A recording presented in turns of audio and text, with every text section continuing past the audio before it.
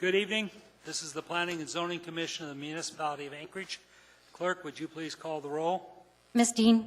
Here. Mr. Ferguson? Here. Mr. Robinson? Here. Mr. Spring? Here. Mr. Walker? Here. Mr. Sporhays? Present. Mr. Kange? Here. Mr. Spinelli? Here. Mr. Strike has been excused. Thank you. Ms. Dean, do you have a motion? Yes, I move the item C2, the election of the vice chair, to the end of the agenda. We have a motion. We have a second. Any discussion? Any objection to the motion? Any objection to the motion? Seeing no objection to the motion, item C2 is moved to the end of the agenda. Collectively, we have to remember not to miss that step when we are in a hurry to get out. Mr. Walker, do you have the disclosures, please? Mr. Spring, any disclosures? No, I have none. Mr. Kange? No. Mr. Ferguson? No. Mr. Robinson? No. Mr. Spinelli? Nope. Stacy, any disclosures? No. Mr. Sporhays? No. I do not have any disclosures. Thank you very much. Ms. Dean, on the consent, you have the consent agenda, please? I move to approve the consent agenda. I will point, Mr. Spring. Is it appropriate to pull consent agenda item? Yeah, it would be appropriate. Okay. I move to approve, to pull, or I'd like to pull the consent agenda item D4A.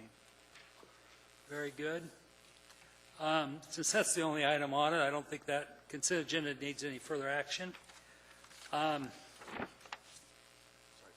That puts us on item D4A. Mr. Spring, you asked to pull it. Would you like to tell us why? Just a clarification, I think. Maybe it's just me. Sometimes it is just me. But the recommendation on this particular case involves amending a conditional use to allow the monopole, which I believe the commission approved previously, and the amendment is to allow an increase of height by 7 feet. The apartment recommendation is that these conditions include the conditions from the original approval. And then it lists 7 items there.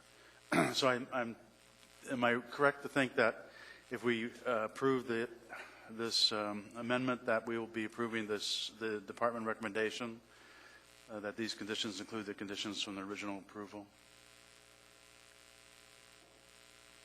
I believe that's probably correct. But if that's the case, then isn't there a contradiction then between the conditions of approval of the previous case and this case, in that the previous case had 100 foot and this one recommends 107 feet? So it seems, just to clear it up, I'd like to make it clear that this does not, is no need to include the conditions from the original approval, because they're all the same except for that one. I recognize, again, I don't see anybody over there from current planning. So is there anybody? Oh, okay. Any comments from staff? Through the chair, Mr. Spring's correct. It's going to be, you can just say, approval of the conditions found on page 3, because they're essentially the same except for the height of 107 feet is what. So this would pretty much supersede the previous conditions, even though they're the same. Do you want to make a change, or is that explanation acceptable to you, Mr. Spring? That's fine. Just a clarification, I think, is sufficient in this case, and that'll be reflected in the findings, I believe, so that should be fine. Okay. Any further discussion on case D4A? I need a motion to approve. Mr. Spring, I have a second by Mr. Walker. Any further discussion on D4A? Any further discussion? Please use your machines. That motion carries. Next item before us is case 2015-0081, context-sensitive solutions for Yosemite Drive. This is not a public hearing. May we please have a staff report? Thank you, Mr. Chair. The Municipality of Anchorage Project Management Engineering Division is completing this project on behalf of the Anchorage School District.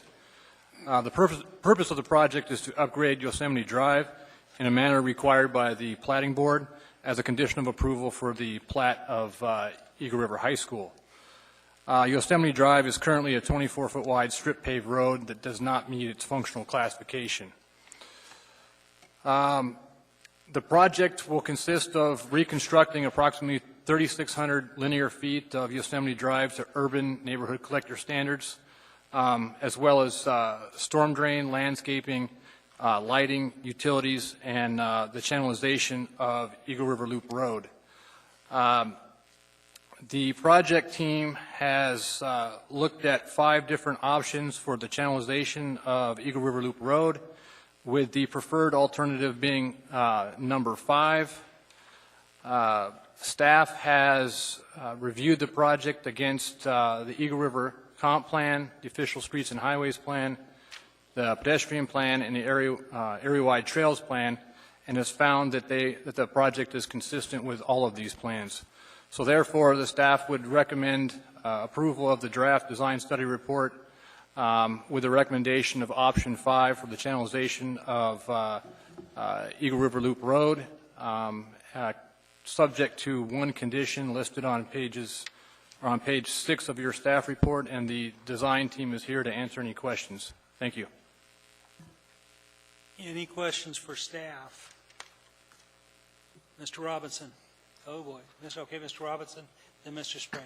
Just a clarification in the on page 15 of the packet, there's a comments on design study report for Yosemite Drive. Who has submitted this set of comments?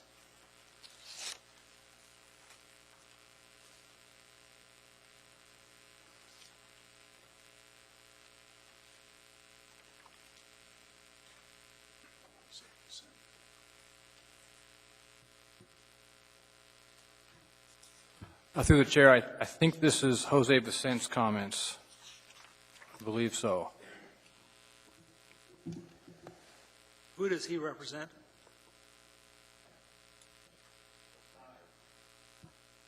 Through the chair, he is actually a member of the community. I'm not sure that he represents one organization or another. He's been involved in very involved in the design of Yosemite Drive. He was the original developer who did Eagle Point subdivision, who built the road, and has actually worked with the project team to come up with the suitable upgrade for the road. So I don't suppose perhaps the representative of the municipality can tell me the degree to which these comments have been incorporated or not into the design, or whether there's any outstanding issues. It was unclear to me as I read through the packet. Through the chair, Mr. Robinson, the design team has actually worked quite extensively with Mr. Vicente, and they can actually, in their presentation, provide you with what they've done to address Mr. Vicente's concerns. Great, thank you. Mr. Spring? Yes, to the chair, staff. There was a comment regarding the comment that the berm that's found on the west side of the Yosemite is required as part of the I-1 zoning in that area. I think the I-1 zoning is for the municipal maintenance yard there. Can you tell me if that's true or not? Is there a condition of approval of that zoning that requires a berm? Through the chair, Mr. Spring, I don't believe that there is a requirement to berm. Perhaps the design team can kind of expound upon that, but I don't believe that there's an underlying requirement of the I-1 district to place a berm there, no.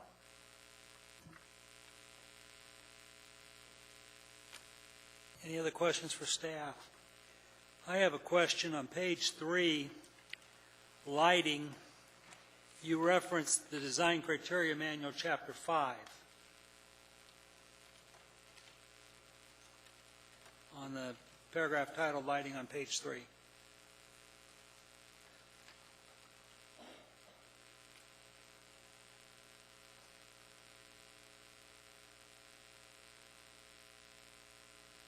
Is the design criteria manual ever been approved and accepted? Mr. Ferguson, approved and accepted in what way? Well, if we're going to reference it as having the weight of law behind it, it has to go through a public process and it has to be accepted by this body and the assembly, I believe. In that way, no, it has not. Okay, then I don't think we should be referencing it Okay, very good. on it. I mean, the design criteria manual has sat out there and not come forward. There are issues in it with a lot of us have issues with what's in it. And as long as you guys can pick and choose when you want to use it and when you don't want to use it, I mean, we need to get that manual through a public process. And so if we don't, you know, we got to cut it off here and stop having it be used. Well, it's convenient, so I'm going to use the design criteria. It's not convenient, so I'm not going to use it. It's either a manual we're going to follow or not on that one. Mr. Walker.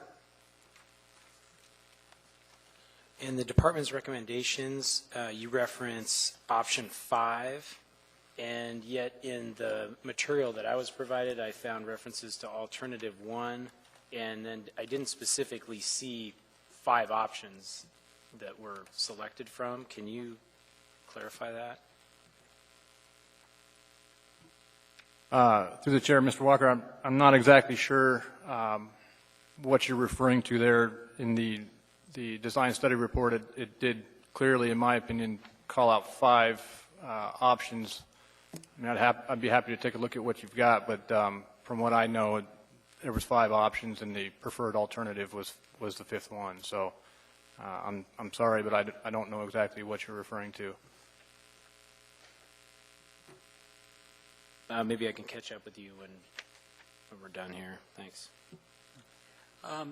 No, there are no further questions, but I guess I have one more.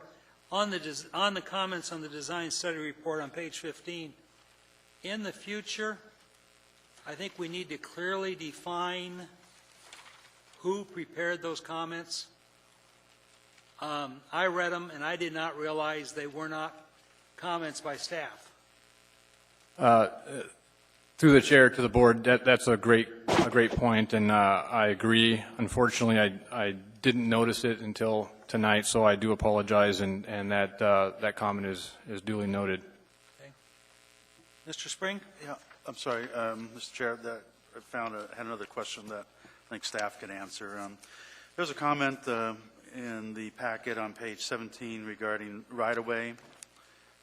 I'm not sure how this issue would play out, but the commenter stated that the right-of-way actually doesn't exist, that it's never been recorded.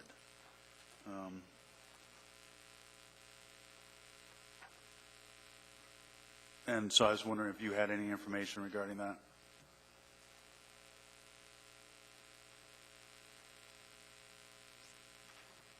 It says the president. Yeah, through the chair, Mr. Spring, what he's referring to there is the plat for Eagle River High School, and that plat did just record. So that note, this comment was probably taken before or given before the plat recorded. So. Okay. We have no further questions. Mr. Sahel, please.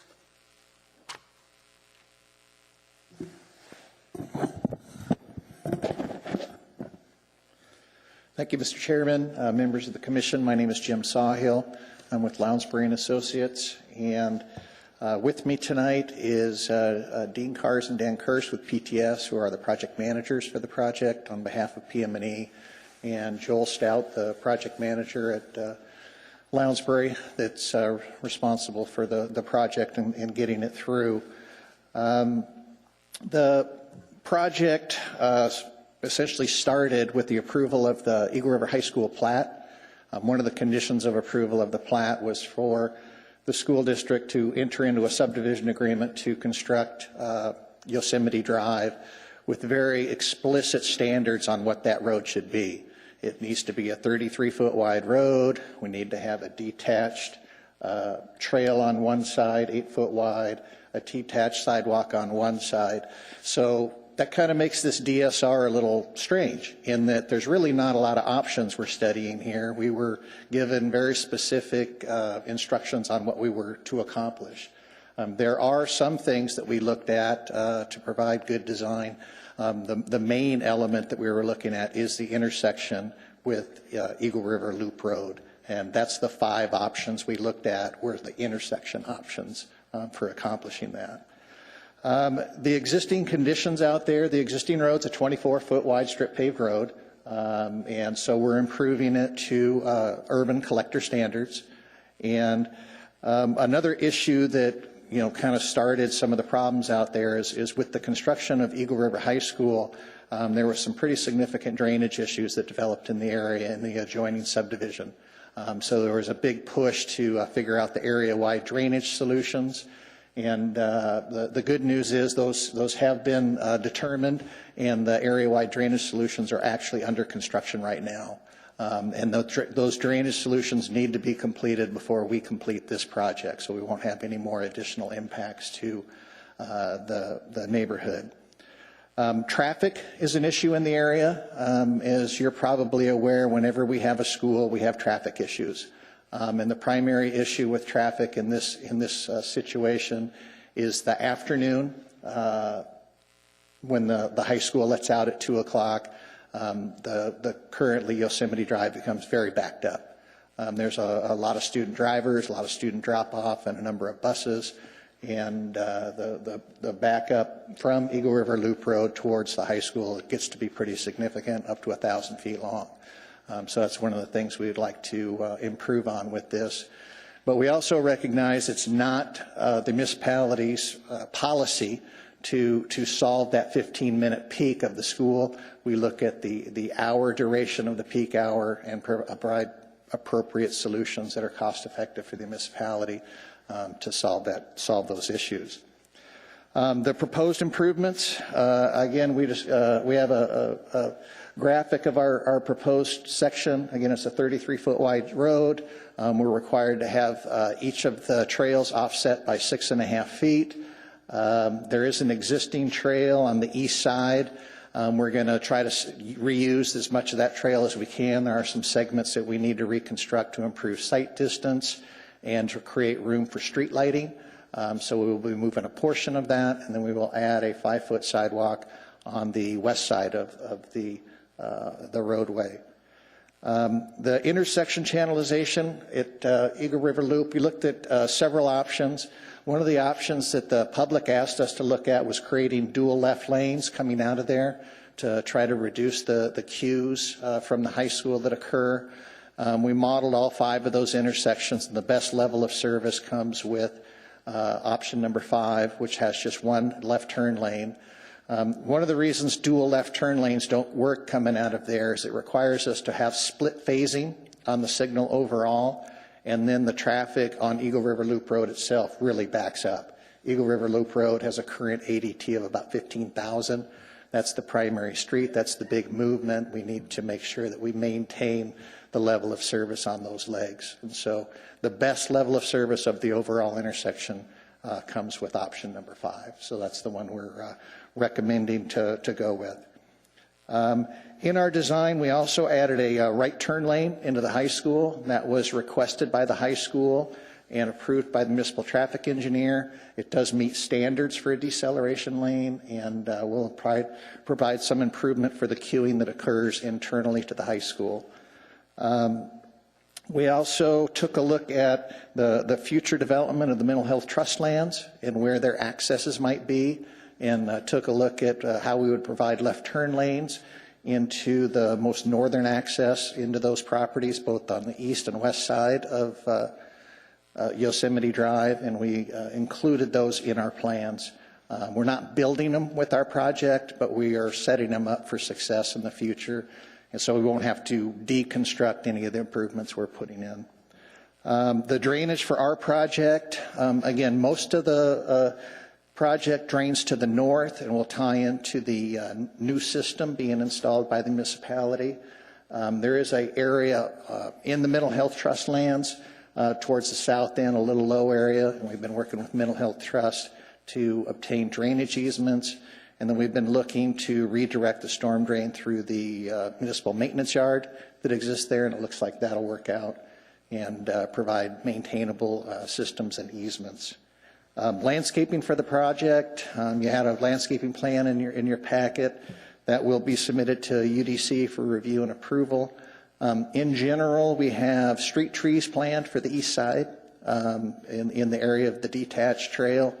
Where the berm adjacent to the Mental Health Trust property is going to be removed with this project, so it'll make room for the trail. We do have pretty extensive landscaping in that berm area where it's going to be removed planned. And on the remainder of the west side, we aren't planning much landscaping because, as you can see, it's heavily forested there. We didn't think we had to buffer the forest. And there's also a 100-foot vegetative buffer that goes through the municipal maintenance yard and the municipal land that exists there on the west side. So we thought we'd save our landscaping money for other opportunities. Our public involvement process, we've had 2 public meetings for this project so far, and those were well attended, and we got some good feedback. We also have a website that's up at brooks.alaska.com/Yosemite for people to get copies of our current plans and studies and provide us with feedback. And then we have one more public meeting planned once we get to the next phase of the project. I would agree with staff that we conform to the area plans. We conform to the Eagle River Comp Plan, the Official Streets and Highways Plan, and Area Trail Plan. And with that, I'd be happy to answer any questions. Ms. Dean? Mr. Sawhill, can we talk a little bit about drainage and the storm drains? The subdivision to the north, it's a lower elevation than the high school, correct? Right. And is there storm drains currently in that subdivision? Yes. There is. Okay. Are they connected to anything other than, do they go downhill? So I'm assuming they go towards the river. I'm just kind of curious. Right. I know There's currently a storm drain that goes over the hill and down towards the river. And that storm drain was the problem, was part of the problem, and it eroded. And that storm drain is now, that drainage in that low spot of the subdivision is being intercepted with a new pipe. Okay. And it's being extended to the west. And then they're going to go, not my project, but I know a little about it, further to the west and then down the bluff at a new location. So all that drainage in that subdivision to the north is being intercepted in this new drainage system. Okay. In our packet on page 28, they talk a little bit in here about 2,000-foot long line, it looks like, is what they're referring to in the second paragraph. And it's going to enter wetland 144. Is that the pipe they're talking about, or is it a different pipe that is intersecting Yosemite? That's a different pipe. Okay, so And- this is, yeah, I'm sorry. And so that's there's currently a low spot just north of Eagle River Loop Road on the Mental Health Trust property. And that's where, in that portion of the roadway, that's where all the drainage goes now. And it currently goes onto the Mental Health Trust property. And so one of our options was to acquire a drainage easement through the Mental Health to essentially, through a ditch system, take that drainage to the low spot and to that wetland area. And so are we going to put that 2,000-foot line in? Is that part of this road project? That's one of the options that we're looking at, and then we're looking at another option to redirect that drainage from that low spot up to the municipal maintenance yard, and then go west to the Seward Highway frontage road, and then north.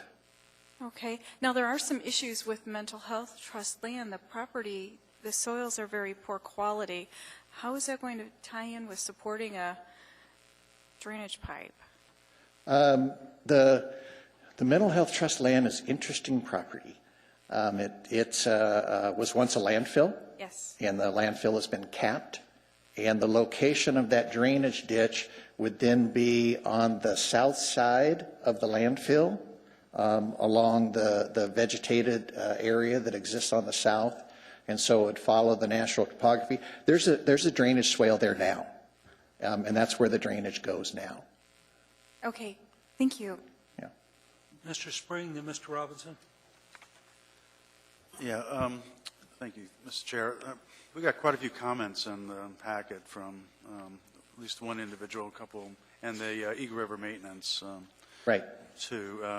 It's going to be hard to go through all of them, but I guess my main one that popped up with to me is the recommendation to put a left turn lane into the Mental Health Land Trust property on the west side of the 8 acres, which is currently zoned PC or something. Yeah, it's PCSL. Yeah, and I think the idea was that, well, that would probably be a bottleneck there if there wasn't, and it would prevent through traffic from proceeding past that point to the school and the subdivision. Your opinion about that? Is it? Do you have an idea about what the traffic will be through into that section, that 8 acres? I didn't see it in the staff report comment. There's been some discussion on what might happen with the Mental Health Trust land. We have been in communication with them, talking about what might happen and what their needs might be. They're interested in getting utilities extended with this project to their site before they have to rip up our perfectly good road once we get done. So that's good. In the design study report on sheet 2 of 8 is the plan and profile of that segment of the road. And you can see there in dashed where we've shown what would be the left turn pocket that would go into the Mental Health Trust property.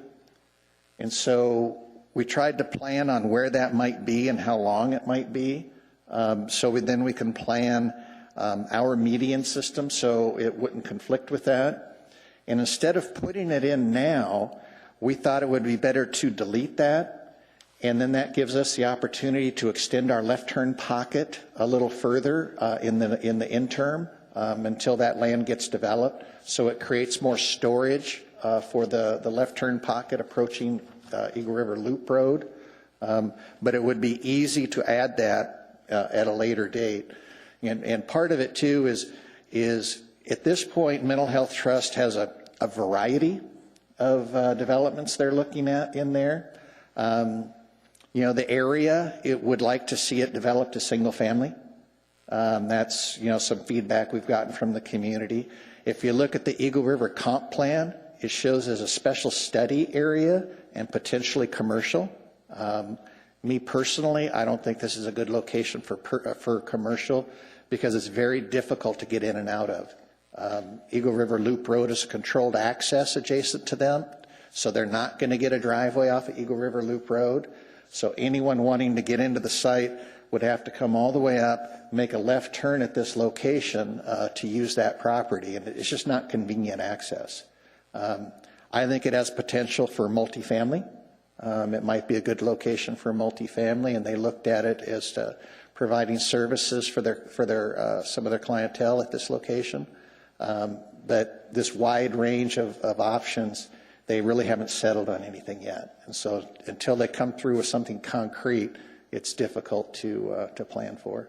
So just to summarize then, you're saying that the plan sheet shows that you would accommodate the left turn when you have more information about the nature of that development. Right, and we would use it to our benefit until they come through with that information and want to construct it. The public's benefit for having the longer term left turn lane. Left turn lane going on to the Eagle River Loop Road. Right, right. Okay, thank you. Mr. Robinson? Thank you. 2 questions. First, who maintains the landscaping in the right-of-way in Eagle River? Typically, the Parks Department is responsible for landscaping along collector roads. So I thought also in Eagle River that Yes. maintains it. Yeah. And for the first 2 years, is there a warranty that the municipality is itself under to make sure that the trees kind of take, how does that work when it's a municipality? It's always fun. When the municipality builds a job, they have a 1-year warranty with their contractor. But if a private developer builds a job, then there's a 2-year warranty with this. This is being built by PM&E for the school district under a subdivision agreement, so it'll have a 2-year warranty. And the school district's on the hook for it? Yes. Gotcha. And just recent example that I saw where I was involved with a project that we were under the warranty for 2 years, and as soon as it went to the municipality, all the trees died. And so I asked the question because there's quite a bit of landscaping here, and I also know that Subursa complicates the situation in Eagle River. Okay. The question I asked staff earlier, once we identified whose comments they were, it sounds like they were Joe Vincent's comments. Can you just summarize sort of if there are any outstanding issues that we're not addressing there and why? No, and there's a couple things that are important. These are Joe Vincent's comments, and they were made by him as the Eagle River Road Board member. He's the Eagle River Road Board representative for this area, and they were forwarded to us through Eagle River Street Maintenance comments. And since we've received these comments, we've met with Mark Littlefield, the head of street maintenance out there, to start working some issues. And for the most part, we're going to be able to address the things that they brought up. We do not agree that dual left turn lanes are required. We do not agree that the right turn lane into the high school should be deleted. And we do not agree that additional landscaping against the forest is needed. But the remainder of the technical issues, we should be able to work through. Thank you. Yeah. I have a couple questions. There was quite a lot of discussion regarding the drainage pond. What is your recommended course of action with the drainage pond? We are going to remove the liner that's currently in the pond and fill the pond with the waste material from this project. So it will be flat and filled when we're done. Okay. And are you going to provide, to take it any further for future tennis courts, or is it just going to be? It's our understanding that the school would like it to be a tennis courts in the future, and so we will be placing our fill in a controlled manner, so it'll be an appropriate area for improvement. Do you know, is PM&E planning to build this with their own forces or with traditional construction forces? It's a design build. Thank you. Any further questions? Thank you very much. Thank you. The public process. Procedure by which the public may speak to the commission. You may have a seat. It's not a public hearing. Oh, not a public hearing. You're right. You're right. Okay. Thank you very much, sir. We need a motion to proceed. What is the wish of the body? Mr. Robinson. Matter case 2015-0081, draft design study report, Yosemite Drive upgrade. I recommend that we approve with staff's additional condition on page 6, recognizing that the preferred option is option number 5. We have a second by Ms. Dean. Mr. Robinson, would you care to speak to your motion? Yeah, I'll be supporting the motion. It's an interesting situation. Clearly, the high school is there already. The plat has been in process for a while, but it's satisfying a long-standing condition that the school district and the municipality had to upgrade the road to standards that would support the residential development, high school, and future development in the surrounding area. I believe that there were a number of issues that have been raised, and the design team has addressed those that most of them. The few outstanding issues, I think I concur with their analysis. And I would also say that the project is supportive of the Eagle River Comprehensive Plan. Ms. Dean, do you care to speak to the motion? I'm looking forward to seeing the drainage issues dealt with in this neighborhood that have been really bothersome to the neighbors, and I think that'll be really important to have dealt with. Thank you. Mr. Spring? I'd just like to add that this road is designated as a collector on the official streets and highways plan, and the design reflects that designation, and it should serve as a adequate access to the subdivisions along that road and to the high school also. Thank you. Well said, Mr. Spring. Do we have any further discussion before we vote? Any further discussion? Please use your machines. That motion carries. Mr. Voorhees is absent.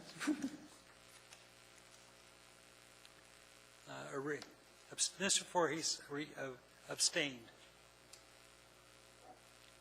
Okay? Thank you very much. Mr. Robinson, Ms. Dean, or Mr. Spring, any findings that we haven't already made? Thank you very much. Okay, the next one is a public hearing. The procedure by which the public may speak to the commission at its meeting is, after the staff presentation is completed on public hearing items, the chair will ask for public testimony on the issues. Persons who wish to testify will follow the time limits established in the Commission's rules and procedures. Petitioners, including all of his or her representatives, get 10 minutes. Representative of groups, community councils, PTAs get 5. Individuals get 3. When your testimony is complete, you may be asked questions by the Commission. You may only testify once on any issue unless questioned by the Commission. An individual may have appeal rights relating to any action the Planning and Zoning Commission takes, except the Commission's recommendations to the Assembly, which are not appealable. Appeals must be filed with the Clerk's Office within 20 days after approval by the Planning and Zoning Commission of the resolution, which is the Commission's final decision. A fee for the appeal is required at the time. We will now take up case 2015-0036, the Municipality of Anchorage Long Range Planning, UMED District. Thank you, Mr. Chair. Christine Bunnell for the record. I'm with the Long Range Planning section of the Municipality of Anchorage, and it is my pleasure to bring this case before you. It's item G1 in your packet, and again, it's PZC case 20150036. The UMED District Plan 2015 public hearing draft will replace the existing UMED Universities and Medical District Framework Master Plan that was adopted in 2003 and amended twice in 2007 and 2013. This planning project was funded by a grant made to the state by the UMED organizations. The UMED organizations include Alaska Pacific University, KAKM, our public TV station, Alaska Native Health Hospital, McLaughlin Youth Center, Providence, the South Central Foundation, the Trust Land Office, and UAA. The grant request noted 4 elements to be addressed, and you see those on the screen, and those elements were a public outreach process, the new plan, transportation and parking, and a cogen feasibility study. This just shows the planning area and what the draft document looks like. The planning area is between Lake Otis Parkway and Northern Lights Boulevard, Baxter Road, and Tudor Road. So a little bit about the public outreach. The MOA kicked off the planning effort in early 2013. The project ends in December, the grant ends December 31, 2015. Your packet includes the public hearing draft, agency and public comments, and we did do a laid on the table comment response table tonight for you, the draft supporting documents report, and the cogeneration, feasibility report. Page and Turnbull led the consultant team, which included a wide range of experts. Those experts were from Anchorage, the San Francisco Bay Area, and Virginia. You will find our consultant team listed on the acknowledgements page.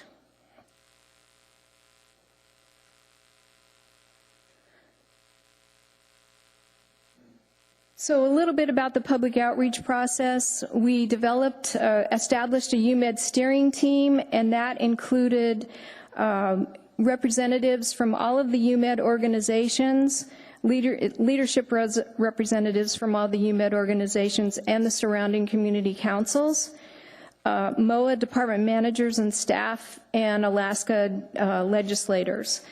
The UMed steering team is found on Exhibit D in your packet. Neighborhood residents also provided their focus and desires to this plan during the public outreach process, and on the slide there you'll see that we held over 13 actually UMed steering team meetings. We also had community council outreach. I met with community councils over 13 times, and then we also met with UAA and APU students. So the contributing elements to the plan, it was a little bit different planning process than what we've had before. We really felt it was important to do a market analysis of the UMed district to see if mixed use and high density residential and different things like that we talk about a lot in our planning processes would really work. So what we did is we hired Strategic Economics as part of our team, and they did a thorough market study of real estate indicators.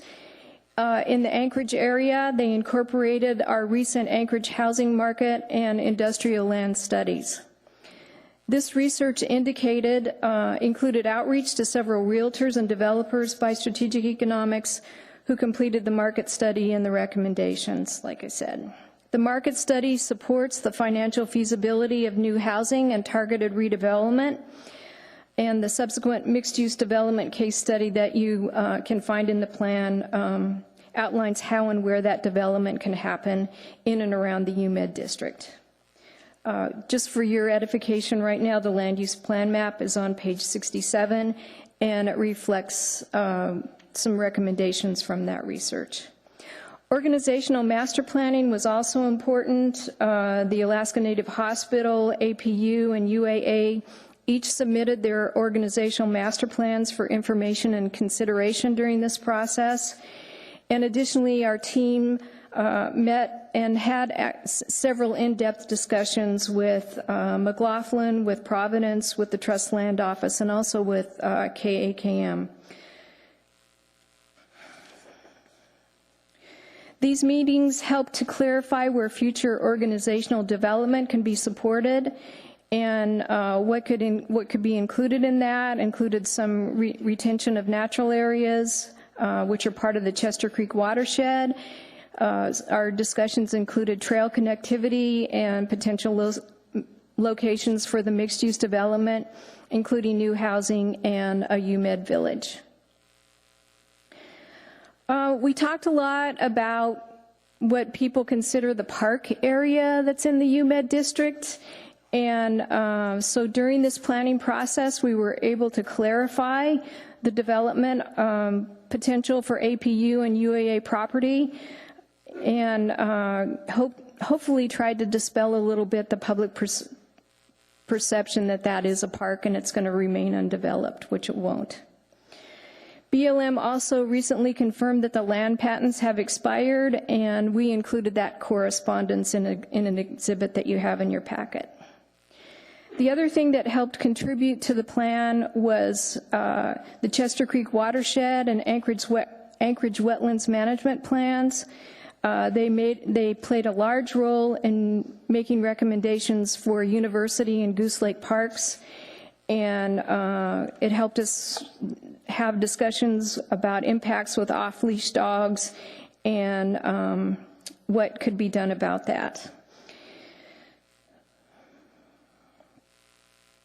To that end, when we were talking about the park area, the MOA Parks Department offered up funding for the University Lake Park Management Plan, and that is actually kicked off September 2015.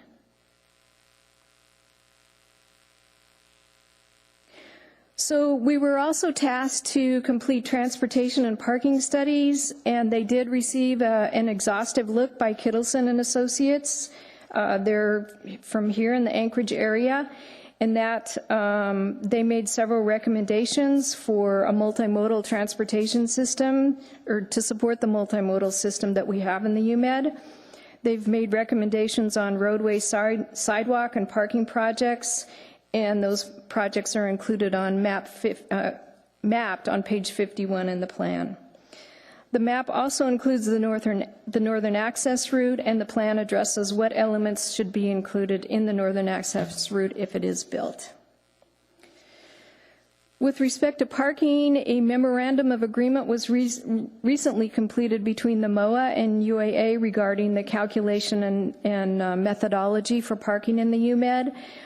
This was a long time coming and a real positive thing as part of this planning process, and we commend UAA and MOA staff and ECI Hire for working on that during this process. We also were tasked to complete the cogeneration feasibility study. Cogeneration is feasible in the UMed, and a cogen pilot project was recommended. And if you have any questions about the cogen, we'd be happy to answer that tonight. RSA Engineering completed that cogen study, and also Chenega Energy was a partner with us on that.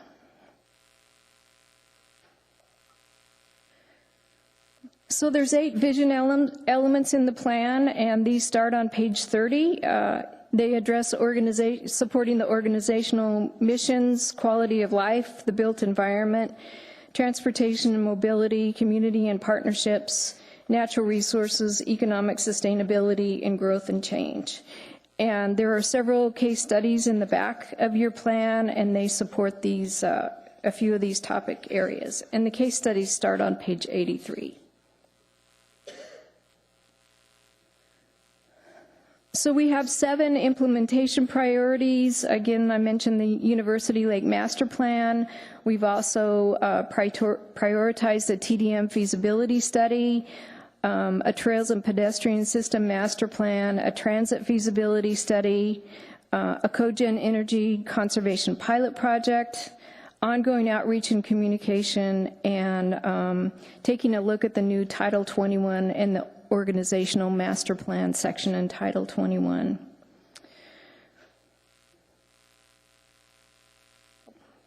There's our thank you.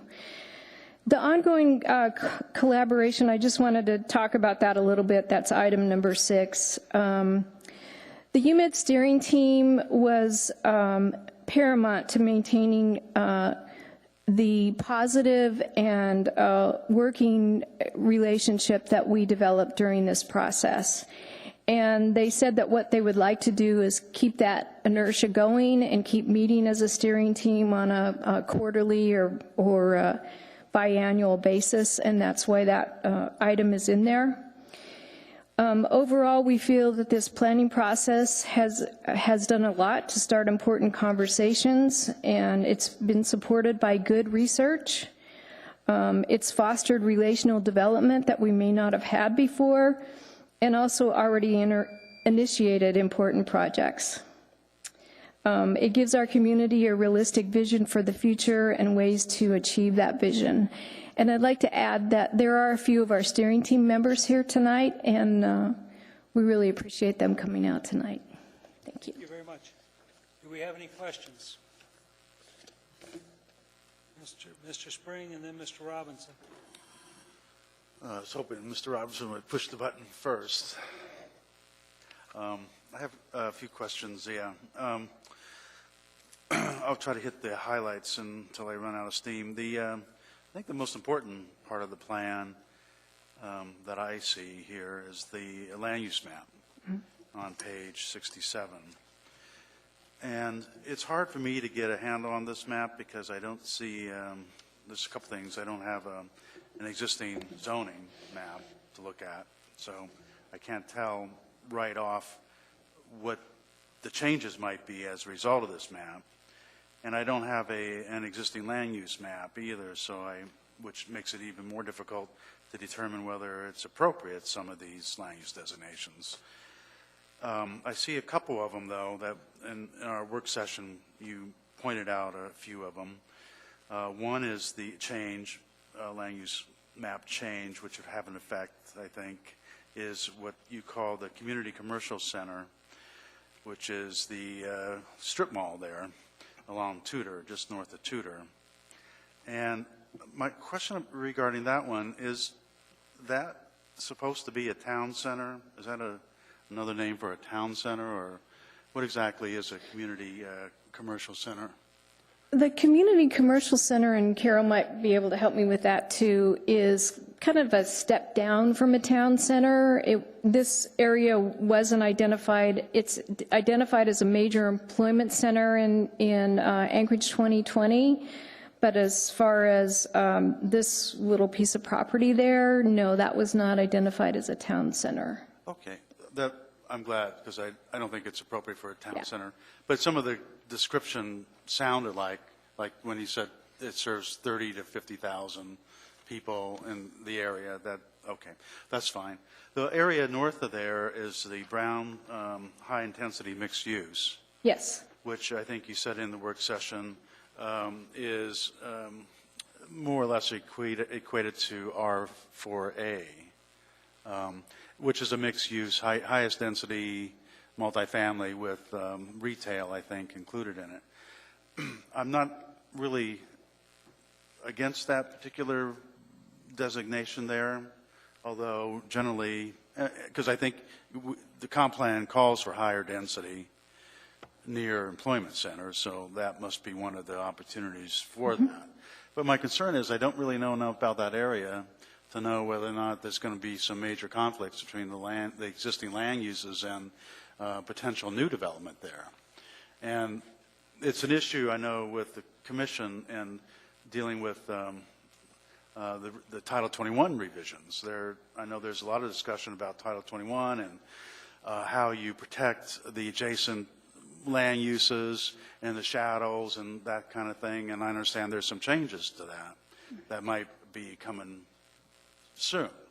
So I'm a little concerned, I guess, about the protection of the existing neighbors in that area if we go ahead and approve this high-intensity mixed use. Without knowing for sure whether the Title 21 is going to be changed, whether there's going to be adequate protection for lower density housing in the area when new development happens at a higher density that this allows. I need to look at it a little bit more detail to know whether or not to recommend that as a land use change. Okay, so I'd just like to point out to you, and I'm sure most of you know this, on the north side of where we're proposing the high-density mixed use, those are pretty much office buildings on that side, on the north, and so if we have this community commercial center become redeveloped and provide a lot more opportunities for retail and commercial and potentially residential in that redevelopment of that strip mall, we felt it made sense to have it higher density in there. Right now, some of those buildings that are in there are getting close to the end of their life, and to be able to redevelop that seemed like an appropriate thing to do. But that doesn't, through the chair, I still don't know what's in there, except there's some offices, and I'm sure there's houses. What's the zoning in that area currently? Oh, I apologize. I didn't bring the zoning map with me tonight. Through the chair, this is Carol Wong with the Planning Department. In your supporting documents, there might be an existing zoning map for the area, but my recollection in that area, it was either R3 today.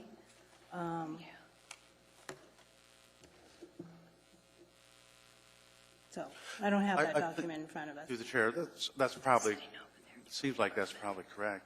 But I still, I guess well, I won't pursue that anymore. I think I made my concerns.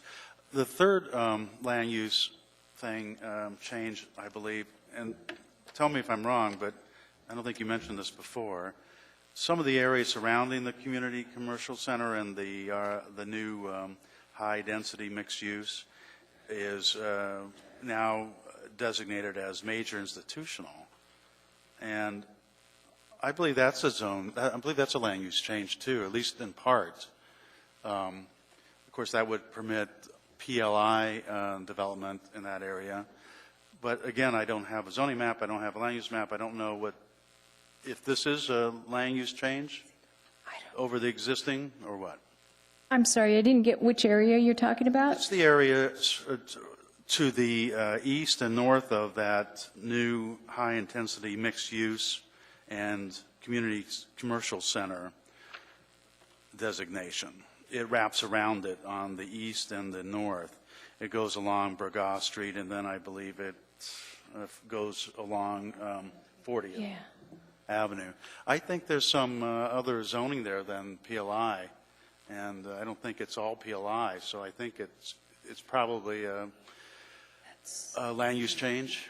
Through the chair, Mr. Spring, you are correct that there are parts of ANTHC that are zoned RO today, but this land use designation of major institution covers all their properties under a consistent land use designation, and we also recognize that that parts of it are today zoned RO, but that the uses that they've built them as is medical offices and parking structure are in line with what would be allowed in the PLI zone as well.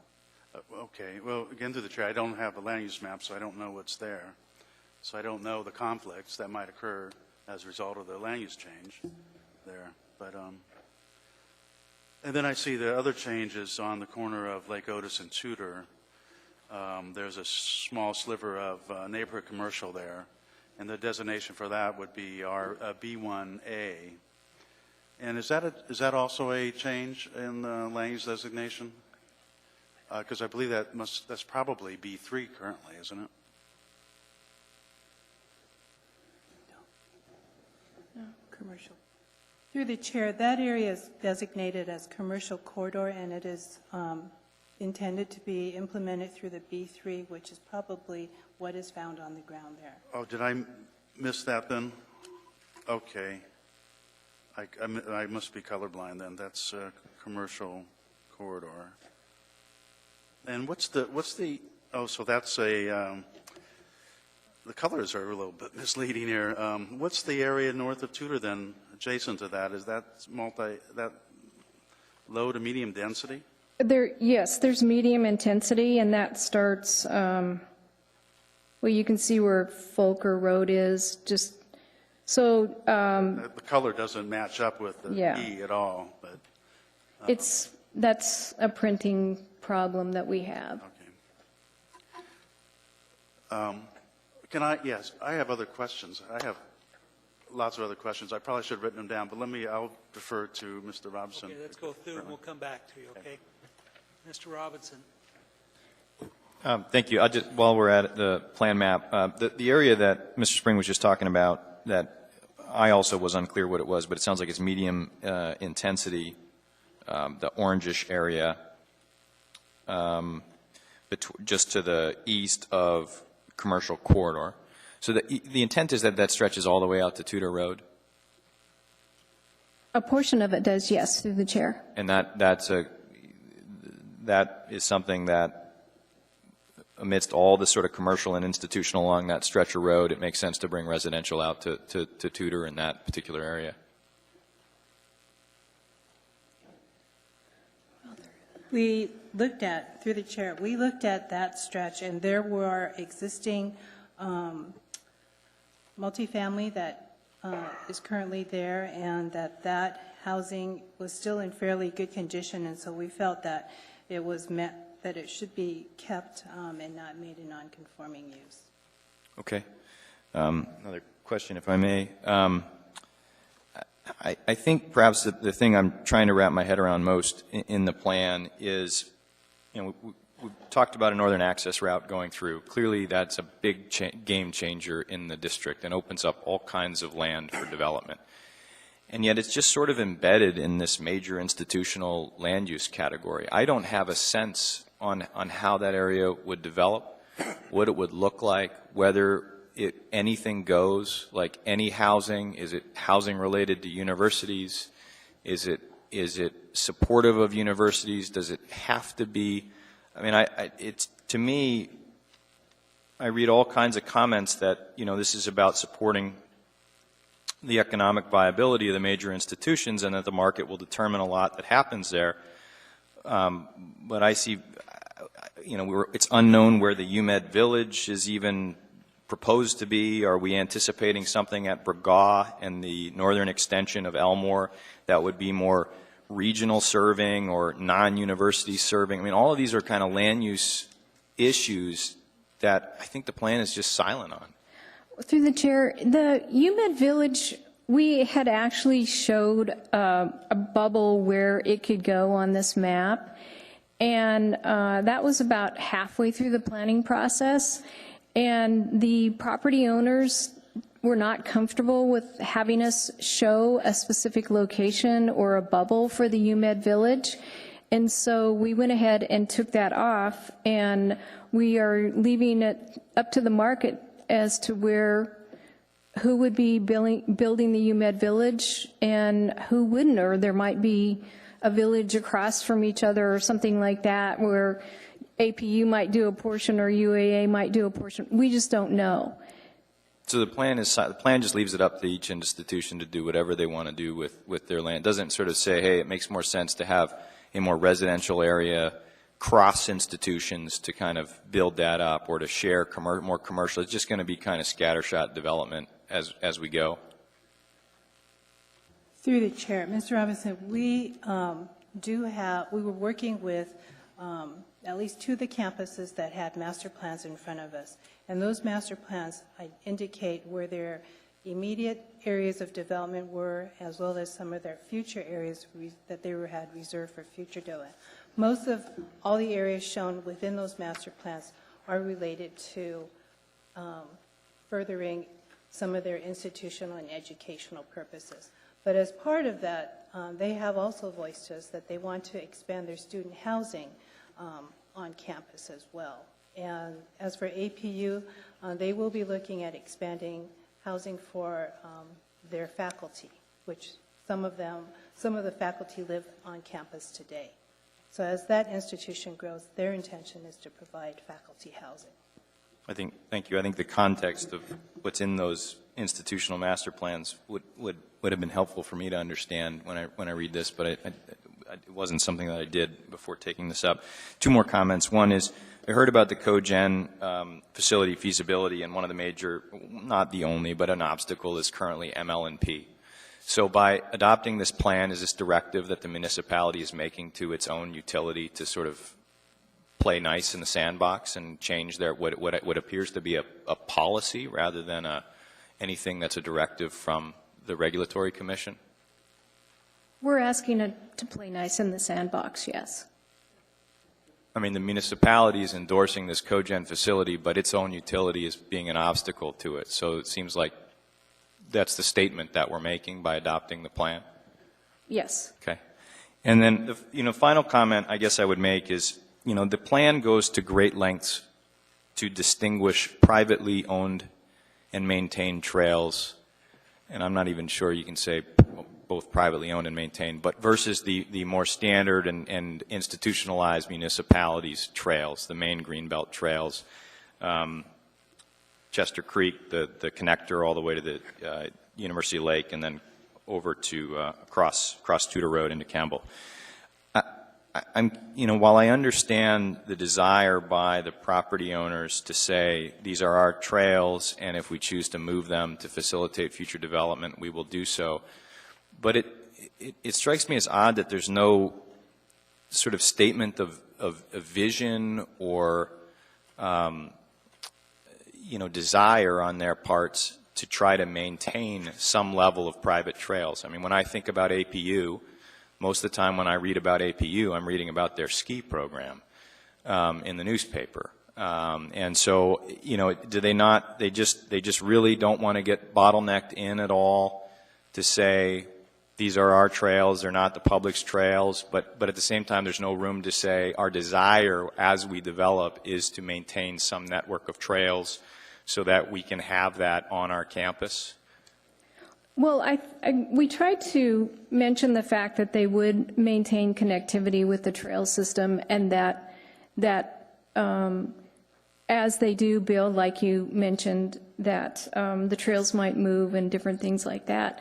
The other thing that the UAA and APU are being faced with is their budget problems, which it costs a lot of money to maintain trails. So if you look at the UAA master plan and the APU master plan, they both have trail routes identified on their campuses where the public can use, and they publish a trails map. APU publishes a trails map. UAA has their trails map in their plan. And, you know, the public is welcome to use those trails. The reason why we came out probably a little bit stronger about the public versus private was the comments that we kept getting over and over again was, this is our park, don't take our park away. And what we had to explain to everyone, and now I think they know, is it's not parkland, it's actually private property, and it will be developed. You've done a very good job of explaining that. The part that I still don't understand is how, in fact, they're going to develop. What's it going to look like? I see examples of very urban-style development in the samples.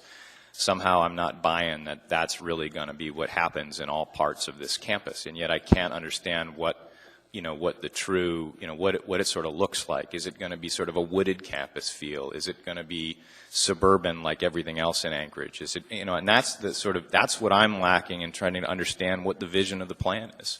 I'll end my comments there. Thank you, Mr. Chair. Mr. Kange, and then Mr. Walker.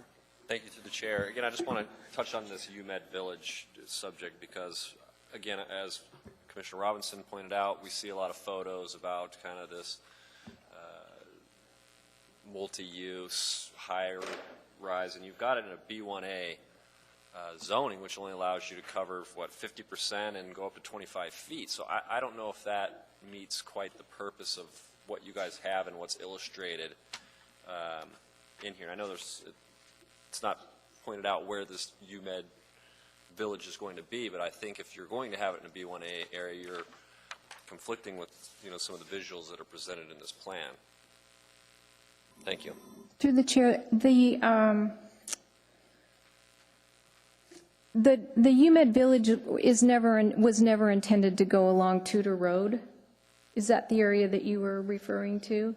No, and it specifically states in your document that it's not to be located on the edges of the UMed district. And so, again, I'm going back to these this urban, higher density, drawings and illustrations that we're seeing in here. But in the B1A zoning, again, 50% maximum coverage and a height limit of 25 feet. Does that get you there to your? Through the chair.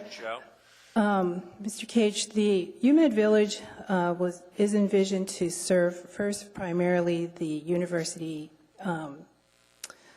area, and so campus area, and so most of the clients expected to be there would be students and employees of the campus areas, and so it's meant to be a neighborhood center in scale to serve primarily those folks. It's not meant to be a regional or community-wide draw to come to that village, but to sort of meet that food desert that we heard from students saying there's no convenient place for them to go to pick up milk, juice, late-night snacks. You mentioned mixed use in here, obviously residential, and then some sort of mixed-use commercial. And if the mixed use occurs, we would envision that to be primarily in keeping in scale to other building heights within the UMed university area of up to 75 feet max. But for that area, mixed use on top of retail. And so we know that there are some proposed changes to height to some of our commercial that are in front of the assembly at this time. So the norm of 25 feet may be going away. Thank you. Thank you, Mr. Gaines. Mr. Spring, or Mr. Walker, pardon me, Mr. Walker. So in looking at the boundaries of this plan, I mean, you obviously picked, the road system to use as the main boundary. But as an example, there is a strip of medical along the west side of Lake Otis Parkway that was not included. I can't comment on whether they would want to be included or not be included, but was there a reason why you didn't include those buildings, which are primarily medical office over there in the study or in the plan? Through the chair, the UMed District Plan boundary is the University Area Community Council boundary, and that's why we didn't consider those edges beyond those major roadways as part of the project. Thank you. Mr. Spring? Just two comments to the chair. Can you explain, I don't quite understand what the requirements are for master planning for the institutions in the area, and whether they have to submit a master plan to be approved by the assembly. Do you know what that, if that's required? Through the chair, it is not required for the organizations to submit a master plan. We have developed a chapter about organizational master planning, and we would encourage all of the organizations to submit their master plans. Basically, in the long run, that would help them with, try to help streamline their approval processes on their future development and that kind of thing. And there just seems to be a couple of glitches in what we have right now to be able to have all of them submit their master plans for approval. Now, APU has submitted theirs. That was the amendment to the 2003 plan in 2013. But we do know that they have a new master plan, which they haven't submitted yet, and neither has UAA or ANTHC.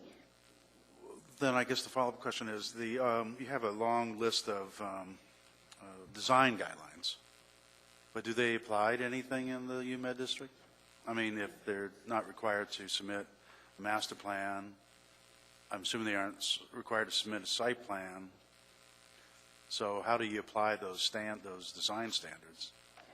Through the chair, these design guidelines were adopted with the 2003 plan. So right now, when a large development comes in, they do use these design guidelines for that development.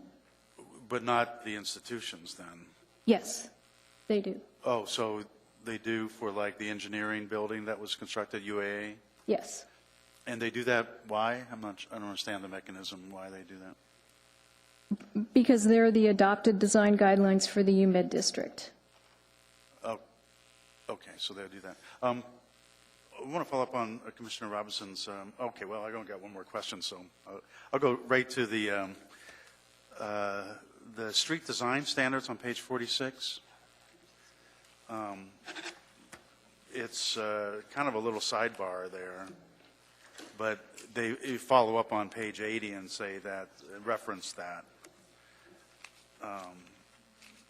So where did those street and path section design, illustrative district street and path sections come from? It looks like it refers to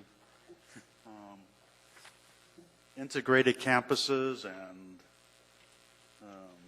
both scenarios and that type of thing. What is that? That's not, I don't see anything in the plan that talks about integrated campuses. Through the chair, this figure 38 is actually also in the 2003 plan and was adopted with that plan. So the reference to the integrated campuses, those kind of things need to come off, this being the draft. Well, I think the whole section probably needs to come out because I don't think it's probably relevant anymore. And there's a number of, related to that, a number of references in the plan that talks about the northern access that doesn't appear to be relevant anymore. I mean, of course, you printed this before our hearing on it, and I have a few suggestions regarding that, changes that I'll talk about with the commission later. Through the chair, we'd appreciate that. Mr. Voorhees? Yeah, thank you, Mr. Chair. I wasn't expecting Mr. Springs' last comment, how he wanted to kind of discuss the northern access through the commission later, but I don't know, right now would be an appropriate time for maybe a little housekeeping on the northern access, because the staff packet on page 6 doesn't reflect our vote, and neither does this plan. I mean, I don't think we can fault staff that we do something last week. I agree. And this was sitting on the end of the counter when we voted. So the fact that it doesn't reflect it is, you know, we can ask that it be brought into compliance with our action last week, but we need to be clear that we understand that this was probably printed, you know, a couple months ago. So or I was a month referring ago. to the stack packet on page 6 specifically.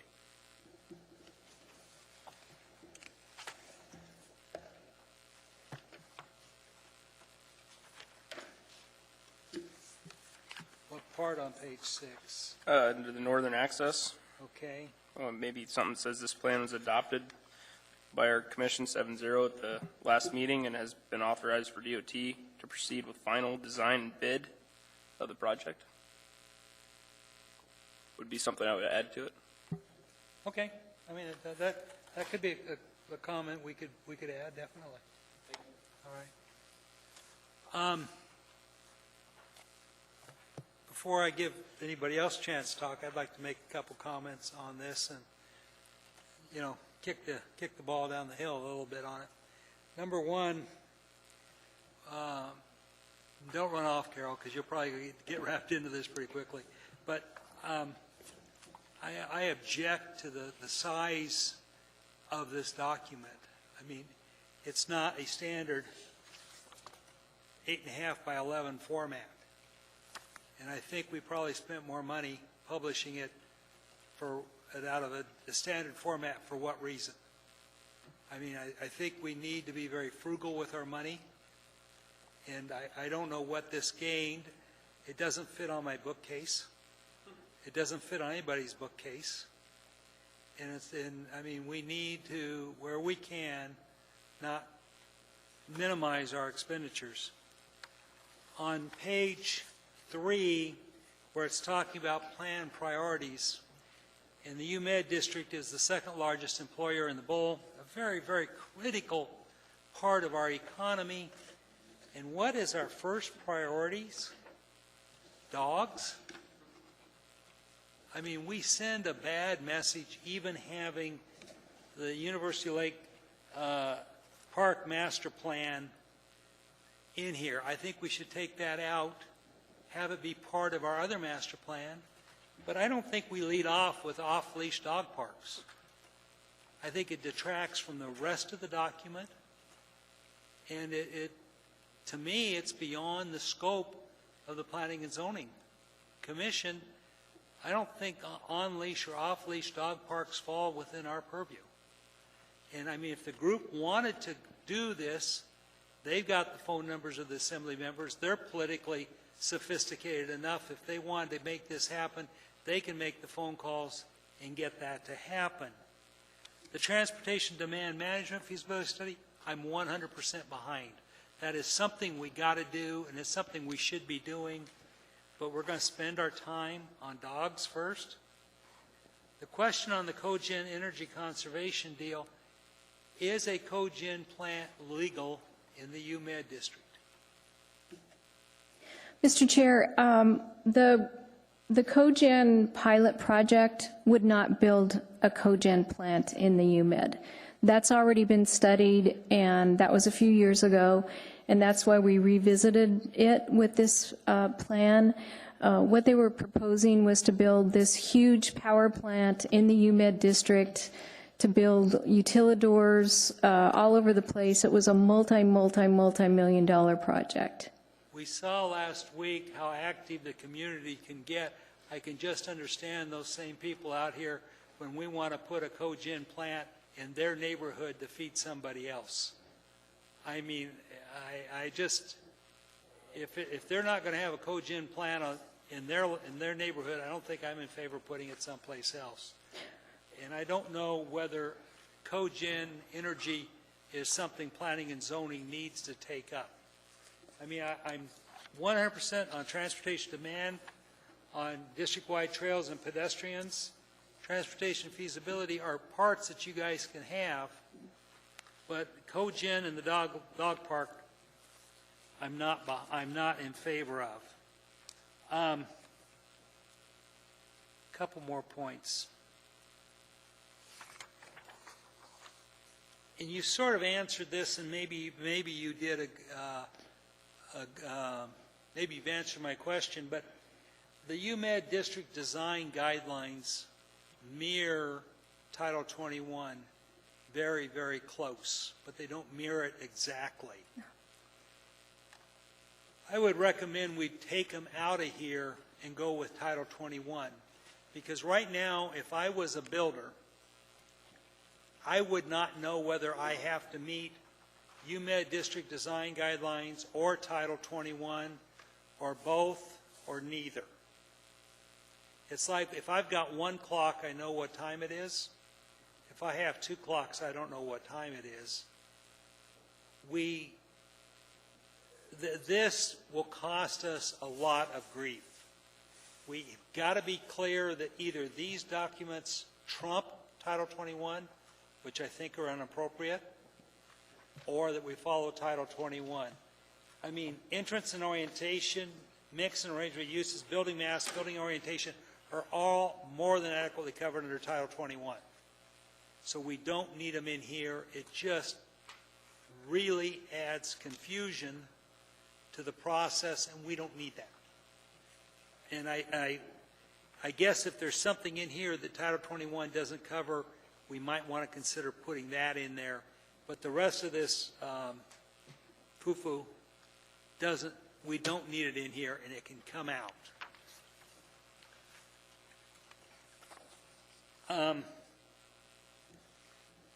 On page 54, under goals, we say that we want to establish and fund an MOA staff position to facilitate district-wide coordinated efforts required to implement the UMid district. I am dead set against that. If we start putting full-time staff people under each of our community plans, every other community plan is going to want a full-time staff person. Well, UMed got it. Why shouldn't Government Hill get it? Well, if UMed got it, why not Mountain View? We can't afford it. So we should just flat take it out. I think it was inappropriate to even put it in there. We're doing a plan. We're not trying to perpetuate that kind of effort. Also on the same page, support and fund food security research and projects that bring Alaska-grown food to the UMid district. That's a good goal, but it's beyond the purview of planning and zoning. We don't take up issues like that. We've got to be looking at these bigger issues, and the more we drag ourselves off into some of these other issues, it detracts from what we can do. So I have real heartburn with both of those, because I think we should keep it on that. And the final one, night lighting, example 5.5, page 133. You list 5 sources for night lighting, and they all are from the International Dark Sky Association, which is the most radical lighting group there is. There are multiple other good lighting groups with credibility besides the International Dark Sky Association. Okay. I mean, that should be ripped out. I mean, if you wanted to say you could list 2 from them and 2 from IEEE or the International Illumination Society, we can do that. But to list 5 from the International Dark Sky Association, the most radical group there is. I mean, we've got to be more balanced in where we have. Maybe Carol's glad this is my last meeting. She that one. Mr. Sporhees, and then we'll take that, Mr. Sporhees, and then we'll take a 10-minute break. Apologize, Chair, I forgot to turn that off. Okay, the chair forgot. It's 5 minutes to 8. We'll take a 10-minute break, and then we'll come back with you still at the podium, please. Okay? And then we'll do the public hearing.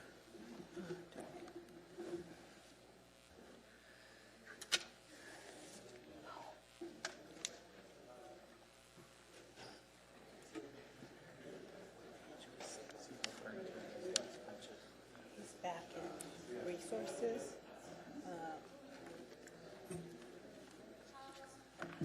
Yeah.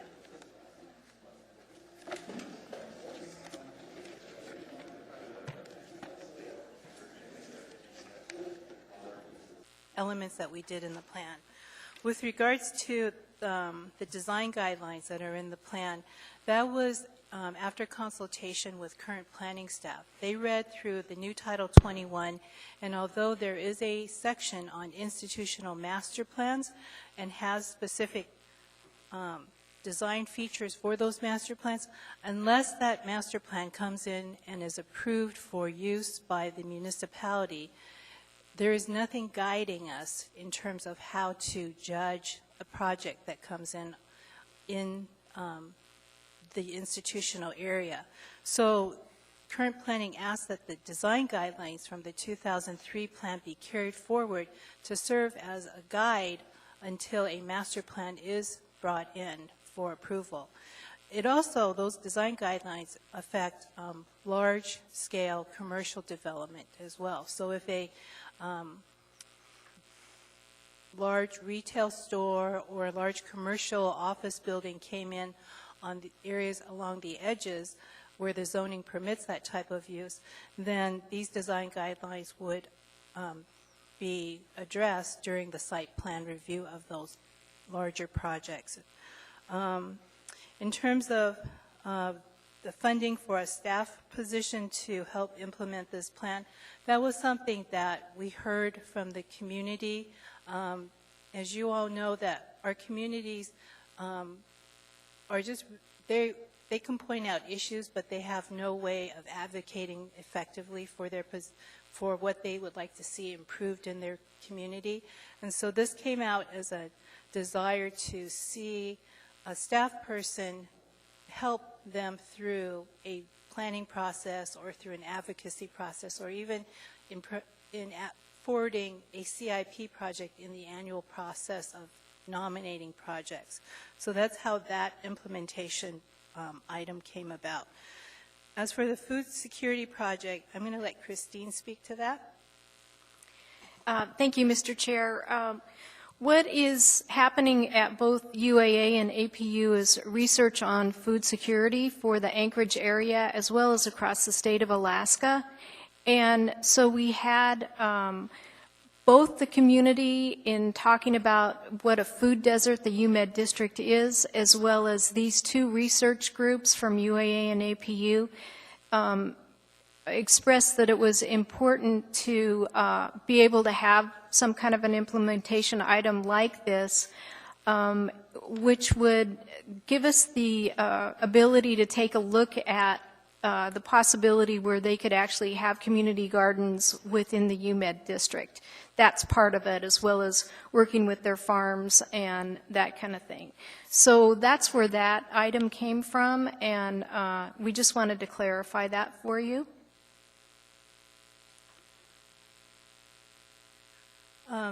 And lastly, we wanted to discuss the dog park issue.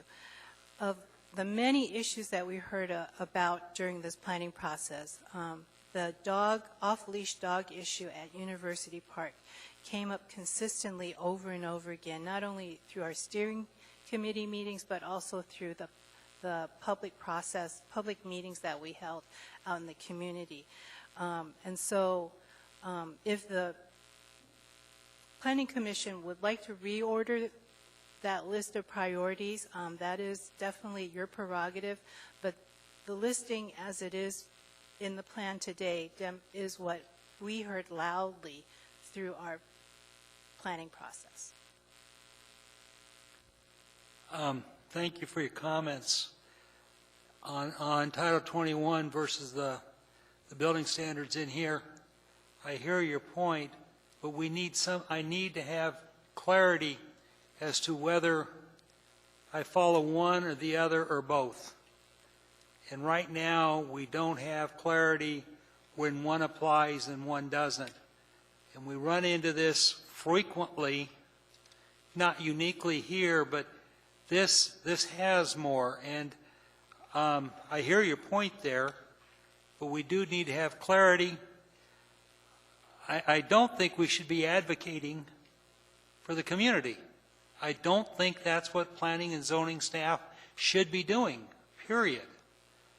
And we see too much advocating by planning and zoning on issues, and the community can do that on their own.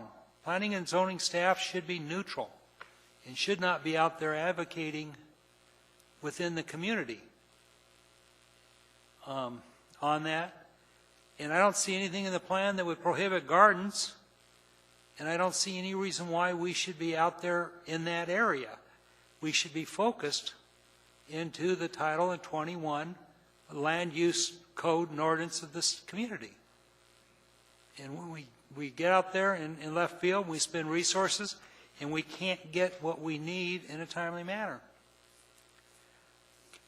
We will now open the public hearing on case, put my glasses on. I don't think we're going to need to line up. I don't think we have that many people, so sit down, be comfortable. It's not like last week where we lined up out the doors. Case 2015-0036. On that, would you come forward, state your name, and spell it, please? Yes, my name is Barbara Carl, K-A-R-L. I'm president of the Airport Heights Community Council, and I'm speaking on behalf of the council. We support the overall plan as written with one exception. The UMed Northern Access Road, as described on page 48, item number 2, does not meet the UMed District Design Guidelines as laid out on pages 42 through 46. Airport Heights Community Council requests that the UMed Northern Access Road be brought into compliance with the rest of the UMed District Plan. The UMed Northern Access Road undercuts the integrity of our neighborhood as currently designed. Thank you. Thank you very much. Any questions? Mr. Walker. Ms. Carl, can you save me the time of trying to read this while we go through the public testimony and maybe give me a bulleted list of the reasons why you believe that it doesn't meet the design guidelines? Well, basically, you have to compare what it says and then the guidelines that are listed at pages 42 through 46. And, you know, I didn't bring the plan here. It's back at my chair. But there are criteria listed in the guidelines. And the road as currently described on page 48 does not meet those guidelines. I mean, I don't have a bullet point. I mean, okay. They're just listed there. And if you compare page 48, number 2, with the criteria in pages 42 through 46. Okay. Thank you. Thank you very much. No further questions. Thank you for your testimony. Good evening. I'm Chris Terlides, Turletes. I'm the facilities director at UAA, and I'm representing the UAA in support of the UMed District Plan. We've been part of the steering committee on the plan for nearly 3 years. The university does not agree with the boundary expansion to the east out to Patterson, but we understand the Muni's rationale for including the University Area Community Council boundary. We do think that the expansion dilutes the notion of the UMed district. The district's grown significantly since the 2003 plan. Collectively, the institutions are one of the larger employers in the city, one of the economic engines of the city and the state. I think the plan provides a vision for the future through the 8 vision elements, and yet still allows and honors the master plans of the separate institutional campuses within the district. It cleans up some notions that university land is public land or parkland. It is not. University property is meant for university purposes. BLM restrictions have expired. The community thinks that trails on UAA land can be adversely possessed, and the state law says they cannot. One of the implementation parts of this plan is to improve the mobility in and through the district for pedestrians, trail users, vehicles, and public transportation. This is a big step for the district and one of the things that's already begun. The plan includes a revised district land use plan map. And that plan that considers park space, natural spaces, areas for development or redevelopment, and includes such ideas as the management plan for Goose Lake and University Lake parks. It also includes the possibility of a university village. Includes the notion of mixed use and mixed density housing within the district, in the outside chance of development of district heat and power. Plan also supports the ongoing collaborative communication process used during the process using the continuation of the UMed steering team, including community councils, institutional reps, municipal reps, and public such as dog representatives and wildlife representatives. Plan has an implementation schedule. I'd say it's a bit ambitious, but it has already caused some positive action. The plan envisions the UMed district as a more accessible, safer, balanced environment that would be better able to serve the people of Anchorage. I thank you for your time and ask that you support the plan. I have no questions in the queue. Thank you for your testimony. Next.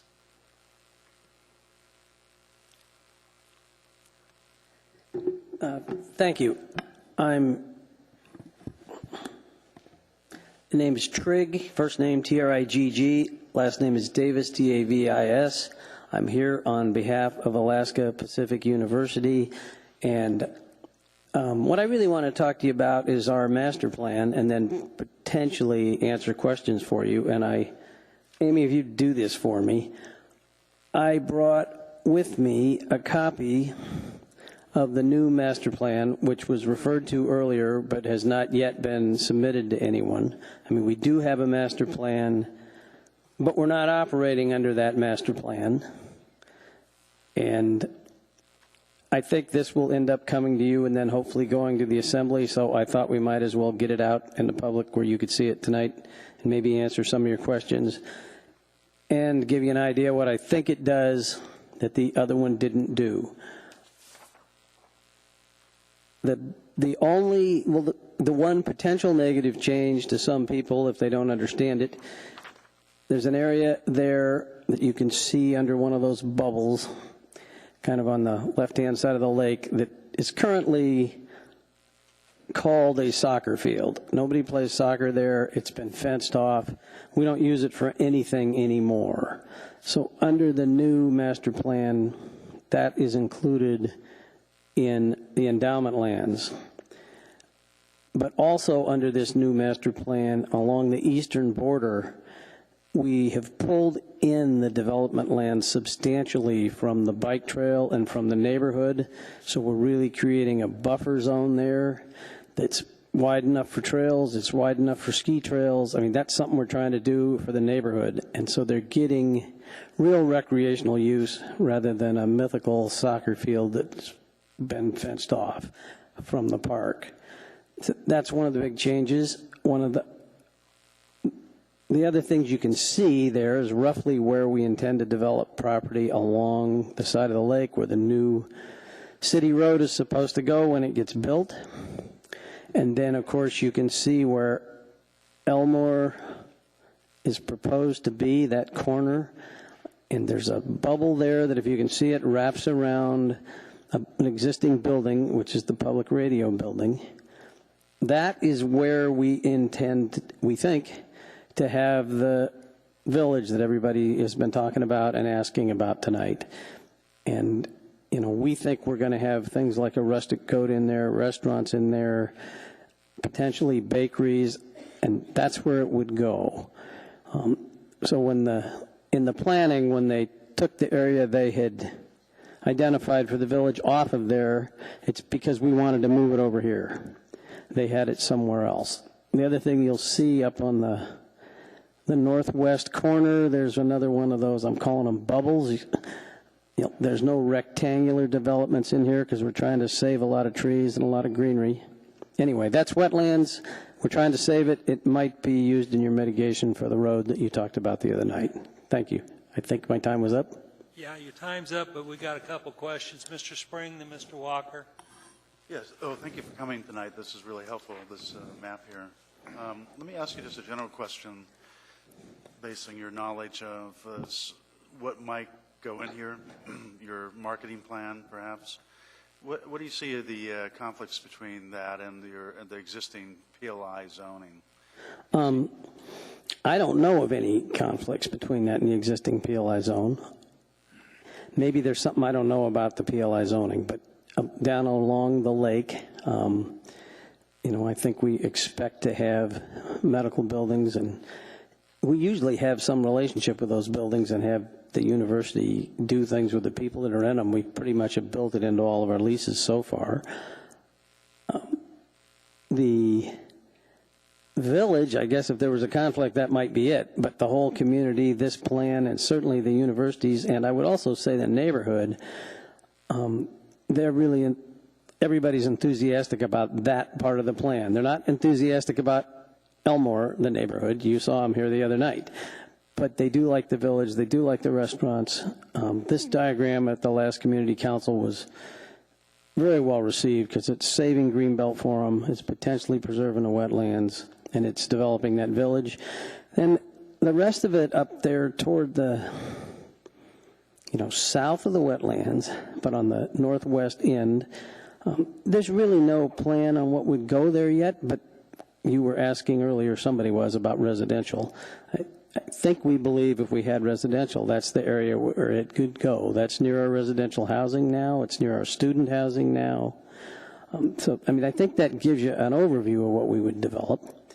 And if there's conflicts there, I guess I'm not aware of them yet.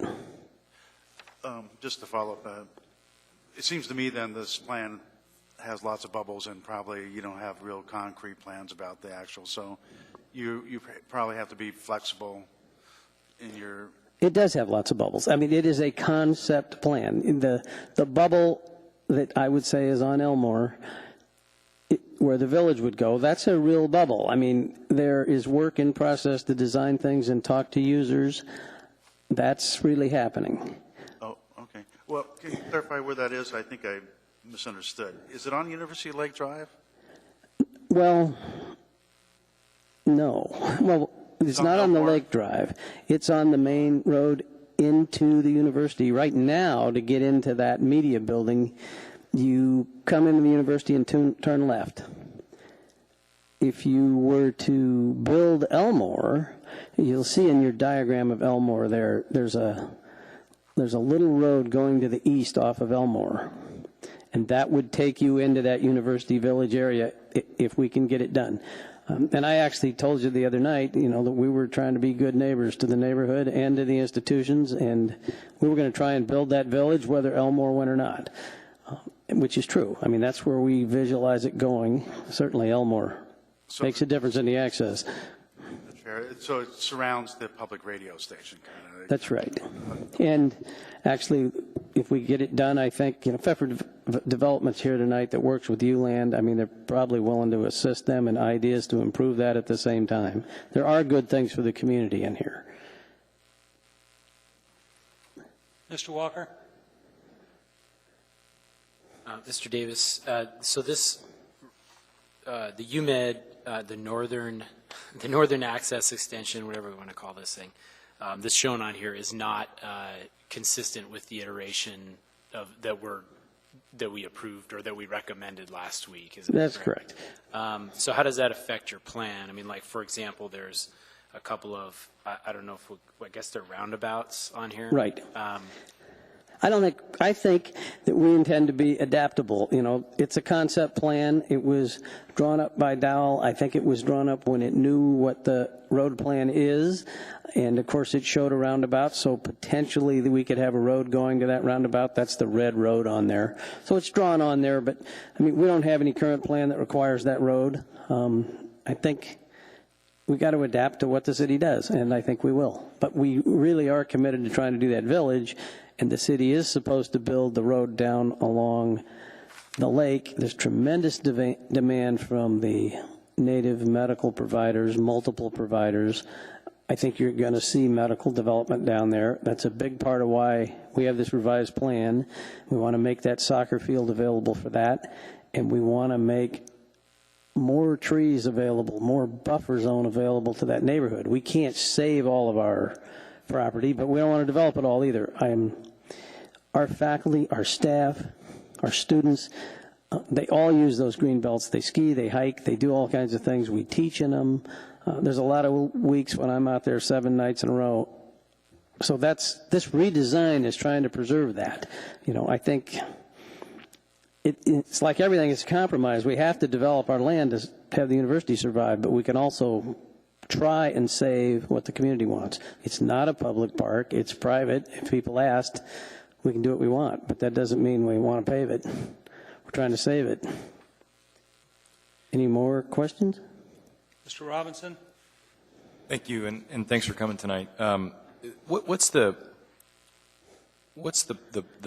point of showing the campus trails on this map? What are you getting at on your sort of guiding principles here by showing the?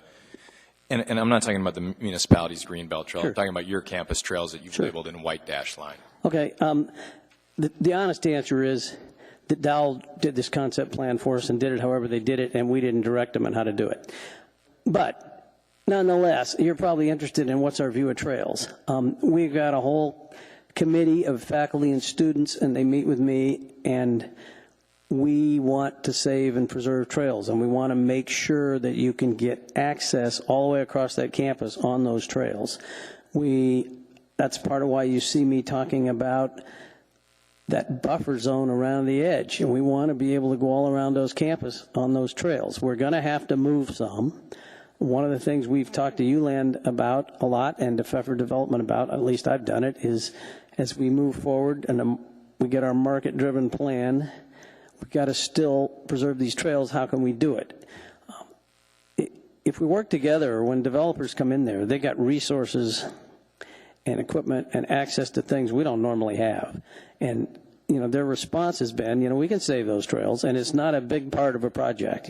Once we start moving dirt, we got equipment, we got to create a raised area to go across something for trails, we should be able to do all that. We don't have a specific plan, but we have a committee that works on it, and so far we've had nothing but cooperation to try and do it. And the other thing, the potential end users of that village, the ones we're talking to, they want the ski trails saved. I mean, some of them are talking about, they want people to be able to ski in there, run in there, and bike in there, and probably have an outdoor fireplace for them. So we're kind of trying to be on the same page. When I talk about residential development, if we were to go, I mean, a logical thing, nobody's talked about it, but in a way would be elder commercial housing there because it's so close to the hospital, so close to the doctors. You could get to everything without a car. If we ever did that, it's the same thing. Residential people want trails. And so I think our view would be, you know, if we save the wetlands, we save the trails, we enhance the value of that property. And we're in the ground lease business. So enhancing the value of that land means something to us. We don't get money off the building. And so we do intend to save them. I'm not enough of an engineer to tell you how, but we got one of our skiers, it's a geologist working on it. They tell me about, our trails don't drain right now to the right kind of particle, wrong kind of dirt.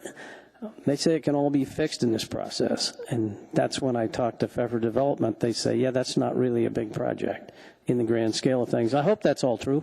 We would like to have trails, green belts, and, developed endowment land. Thanks.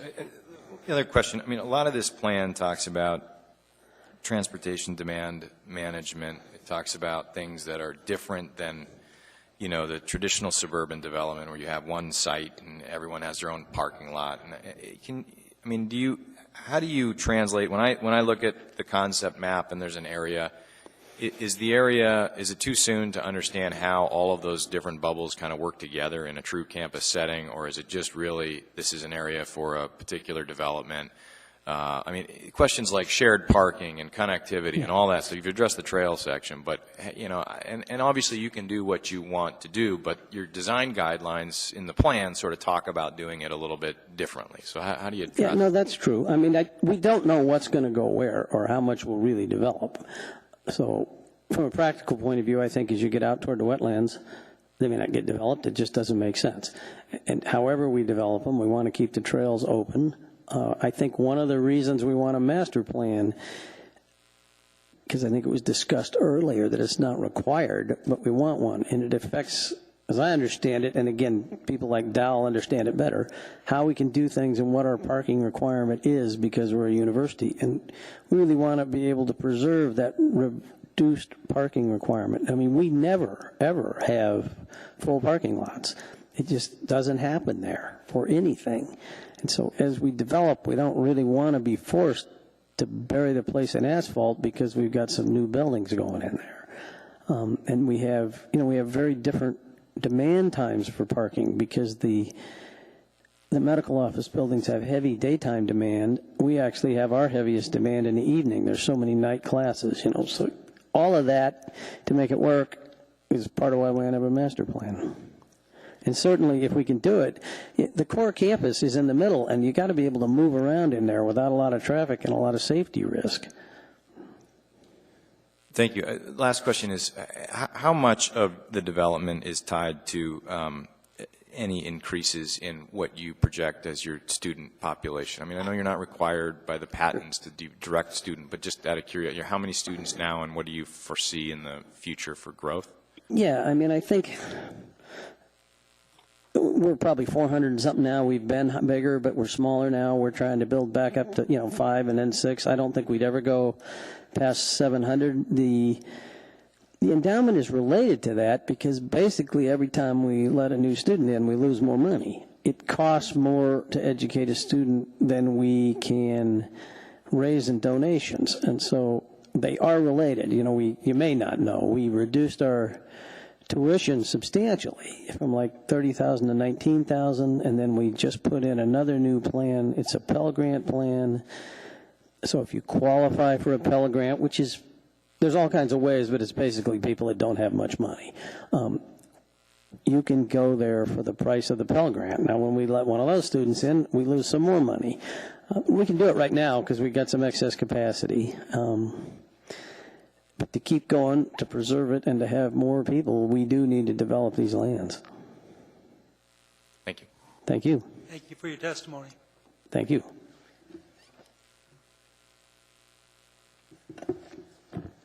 Good evening. I'm Amy Slinker with Pfeffer Development, and I also represent ULand LLC. ULand is the special purpose entity that was set up to develop the endowment lands for APU. And I came tonight to listen, and I wanted to make myself available since I heard a lot of questions about the UMed Village. The agreement that ULand LLC has with APU is a multi-phase development agreement. So the way that is set up is we start ground leasing one parcel of land. We look for a project, basically it's market driven. Once we get a project on that piece of land, then we'll move on to the next piece of land and start ground leasing that parcel. We've been urged by the community, businesses, and planners to work on putting together this UMed Village plan. And as Mr. Davis noted, it's in the area near the Alaska Public Media Building. And our goal is to put together a mixed-use development. It would be retail, restaurants, and residential. Our goal is to curate the right mix. So it would be something like the Willowa project that our company just finished downtown, or a Rustic Goat, a bike shop, coffee shop, et cetera. And our goal is to have connectivity to that development, so you could bike up, ski up, run to this development and have a slice of pizza, grab coffee. We've heard that there aren't a lot of places to meet for lunch or coffee in the UMed district, so we'd hope to provide an opportunity for that.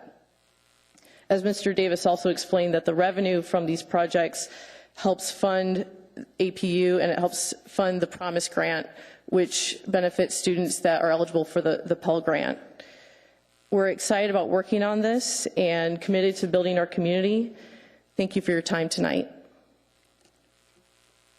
Mr. Spring? Yeah, thanks for coming. What's the plan for the road extension funding? University Lake, I see, is in green, and there's an extension around the campus to meet up with Elmore Road. Any ideas about thinking about that? So I actually wouldn't be the person that could answer that. I don't know if Tim Potter's going to speak tonight, but I'm actually not able to answer that. As Mr. Davis noted, we're very flexible, so we're going to adjust based on what happens in the area. With the Elmore Road extension last week, that helps because the plans for the UMed Village in particular, we've been basing that concept based on the roundabout that would be located in that area by University, Providence, Elmore, but I can't answer on the other road. Well, the reason I asked is because perhaps it should be in the plan somehow or another, because it's not currently identified. We have no other questions in the queue. Thank you very much for your Thank you. testimony.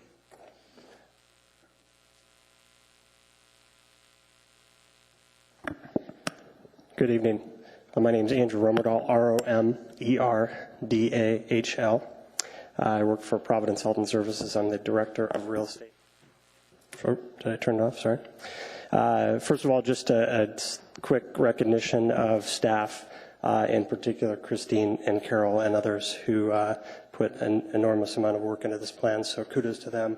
And also a thank you for including us in the form of the steering committee that I've had the pleasure of sitting on for at least the last several months since my tenure at Providence started. I did want to ask for consideration of two slight modifications to the plan as it's submitted, one being an addition and one being an amendment. The addition would come in the implementation matrix that I believe is on page 76, and it would concern accommodation of density transfers within the district and with other employment centers as identified in the comprehensive plan. And I can both provide sample language as well as further explain myself if necessary. And then in the amendment to an earlier comment, the commercial corridor that runs down Tudor Road, which I'm guessing most of you know is a pretty heavily trafficked commercial corridor that runs east-west. That commercial corridor, as it's submitted on the plan, stops at Folker, I believe. And I would ask for consideration to look at extending that commercial corridor further eastward. I believe if you go east from that point down Tudor Road, all the way down, the first developed residential use is just east of Piper Street. And so I would look to extend that down between Folker and Piper. I believe there's a number of commercial uses, both already developed and proposed. And then just lastly, as a point of order, Providence is the current owner of the strip center that was referenced a few times tonight. That obviously, as it stands today, is a sitting retail center. We do not have any redevelopment plans currently, nor have I heard of any in my 2 years with Providence. However, I do know that for the number of years that we've owned the property, there's always been a contemplation of potential long-term future redevelopment with office-related use. Now, as that fits or does not fit into the idea of a community center, again, since we don't have any contemplated future use, it seems a little premature to get into a discussion on whether or not that does or does not go with. So just, again, as kind of a point of order of the current use and future state of that particular parcel. Thank you. Do you have any questions? I do. On your first, on page 76, would you go over that portion again? Sure, yeah. So the language, again, it's only one sentence. So accommodate density transfers within the district and with other employment centers as identified in the comprehensive plan. The reasoning behind that, although we have I'm trying to decide where to put it, not Yeah. reasoning. Sure. I'm trying to decide the same thing, honestly. The reasoning in short shrift behind it is, although we have a lot of developed land, we have a pretty scarce amount of undeveloped, future potential developable land in that particular area. So in talks with staff and with others, there's an idea of potentially transferring between not only sites within the UMed district, because frankly, the amount of developable land that we don't own that we could get and do such a transfer is pretty limited. Try to identify other employment centers for that potential transfer. That sounds a little complex for the plan, but I'll see what the fellow commissioners want. Sure. Do we have any other questions? Seeing none in the queue, thank you for your Thank you very much. sir. Anyone else choose to testify? Mr. Wait, Chairman, wait a minute. congratulations for your last meeting. Are you testifying as an individual, or are you testifying as a member of a group, or what?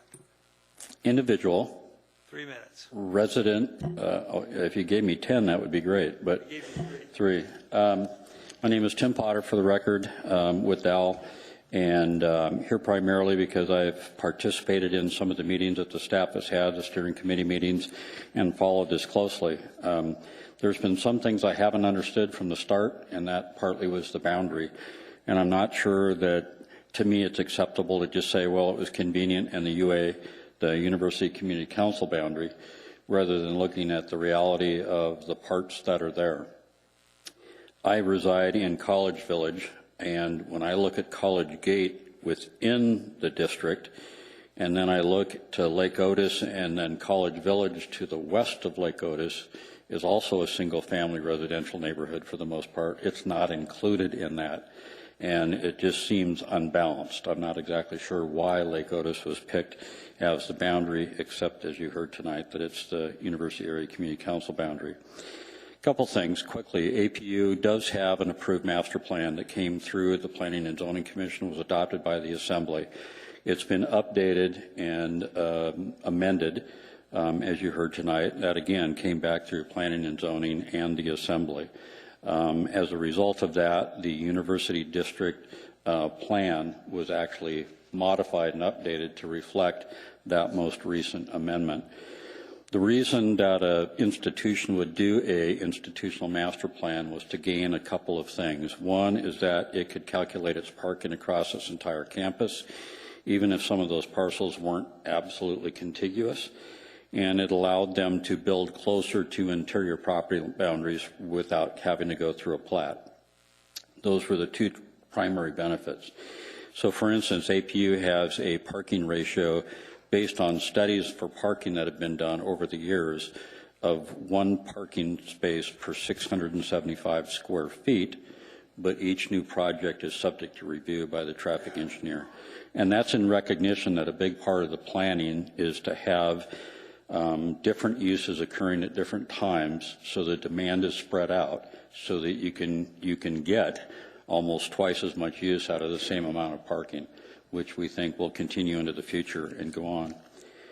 Now off to something that Mr. Romerdahl brought up, and that had to do with Tudor Road and Piper.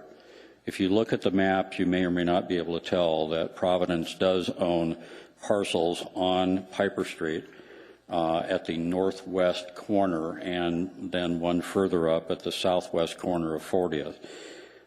It appears that probably the highest and best use of that property as kind of a gateway into the medical district would be to have a medical office building or some other complex like that. We've brought that up with the staff. It's been retained as multifamily residential. Wrap up quickly. The purpose for having, we have an absolute understanding of the need as employees that work at Providence would love to have a place that they can live close to where they work as well. We know that's a demand, same thing with the university. But in some cases, when you're looking at technological changes, the reduced footprint that they have left for developable area, that truly the highest and best use might be a medical office building for a new type of program. And in doing that, displacing that residential, it may be able to be made up within the district or at another employment center outside of that, and have a no net loss of housing close to employment within the city. And that was the intent. And an example is, if you were familiar with Providence's Our Lady of Compassion Care Center, off of Eagle Street, south of Tudor Road. Very beautiful piece of property, had an old worn out nursing care facility on it, and it's been demolished and could have higher density residential developed on it and zoned that way. That would be a benefit to that employment center, which is always looking for advances in residential use in the Midtown area. So really looking at making density transfers possible within the district and outside of the district. And with that, hopefully there's going to be a lot of questions. I have no questions in the queue, Mr. Potter. Thank you very much. Mr. Walker.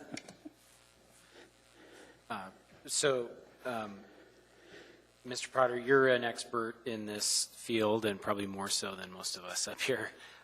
Do you have any ideas on how to incorporate this concept of density transfer into the plan? Well, it's, the structure of this plan is interesting, and you probably have to go into the implementation matrix and identify, a number that it should fall under.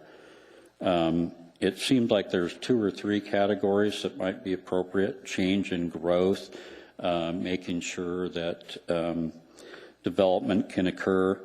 And I kind of looked at them, and it looked like category 7 might be the right one to put it in. So I don't know if it's possible to renumber them or put in a 7.1A. So it'd kind of be second line, something like that. But I think in today's trying to get as much as we can fitted in wherever we can, but not knowing exactly what the future is going to bring, that we need as much flexibility as possible and still meet the needs of the institution as well as the residential that services the area. And having that flexibility is a way to do it. Mr. Walker, are you done? No, I don't know what my follow-up question is, but I guess what I want to ask is, do you think it would be more appropriate to, this is supposed to be a living document. I didn't really see much in the preamble that opens the door for making it a living document. And it definitely feels like we're making some commitments here as far as what sort of land use is going to be. Right. Well, it does say that it recommends that it be revisited every 3 to 7 years, something like that, 4 to 7 years. So in that vein, it should be a living document. Now, the way that this city ends up getting back to plans doesn't necessarily keep them in a living format. We die for a while and then bring them back 20 years later. If it were done that way, the fear is that once the plan gets adopted and that land use plan map is accepted as part of it, that in reality, the staff and the community have bought into that and will resist any changes that come up any time before that transition date of 5 years or so happens. That would be my concern. That's been my observation in the past. So that's why that added bit of flexibility is so important. Thanks for your input. Mr. Spring, and then Mr. Voorhees. So transfer of development rights wouldn't require a land use map change? If we do a modification to the institutional master plan for APU, and maybe I misunderstood the question, that goes through P&D in the assembly, and the way that it's been done in the past is that then there's a follow-on updating of the district plan. Right, I understand that, but I meant this particular parcel you were talking about on Piper. Now, if you had, you were talking about a transfer of development rights for that parcel and another parcel further up. It doesn't require a land use map change? That would, in my view, if the color was changed in this plan map, it would be beneficial to the district, in my view. Through the chair, then you wouldn't need a transfer of development rights. You just get a rezoning based on a land use map. You know, I'm not going to try and tell you how to do your job. Maybe when I retire, I'll come back as a Planning and Zoning Commission member. But I understand there's a seat available.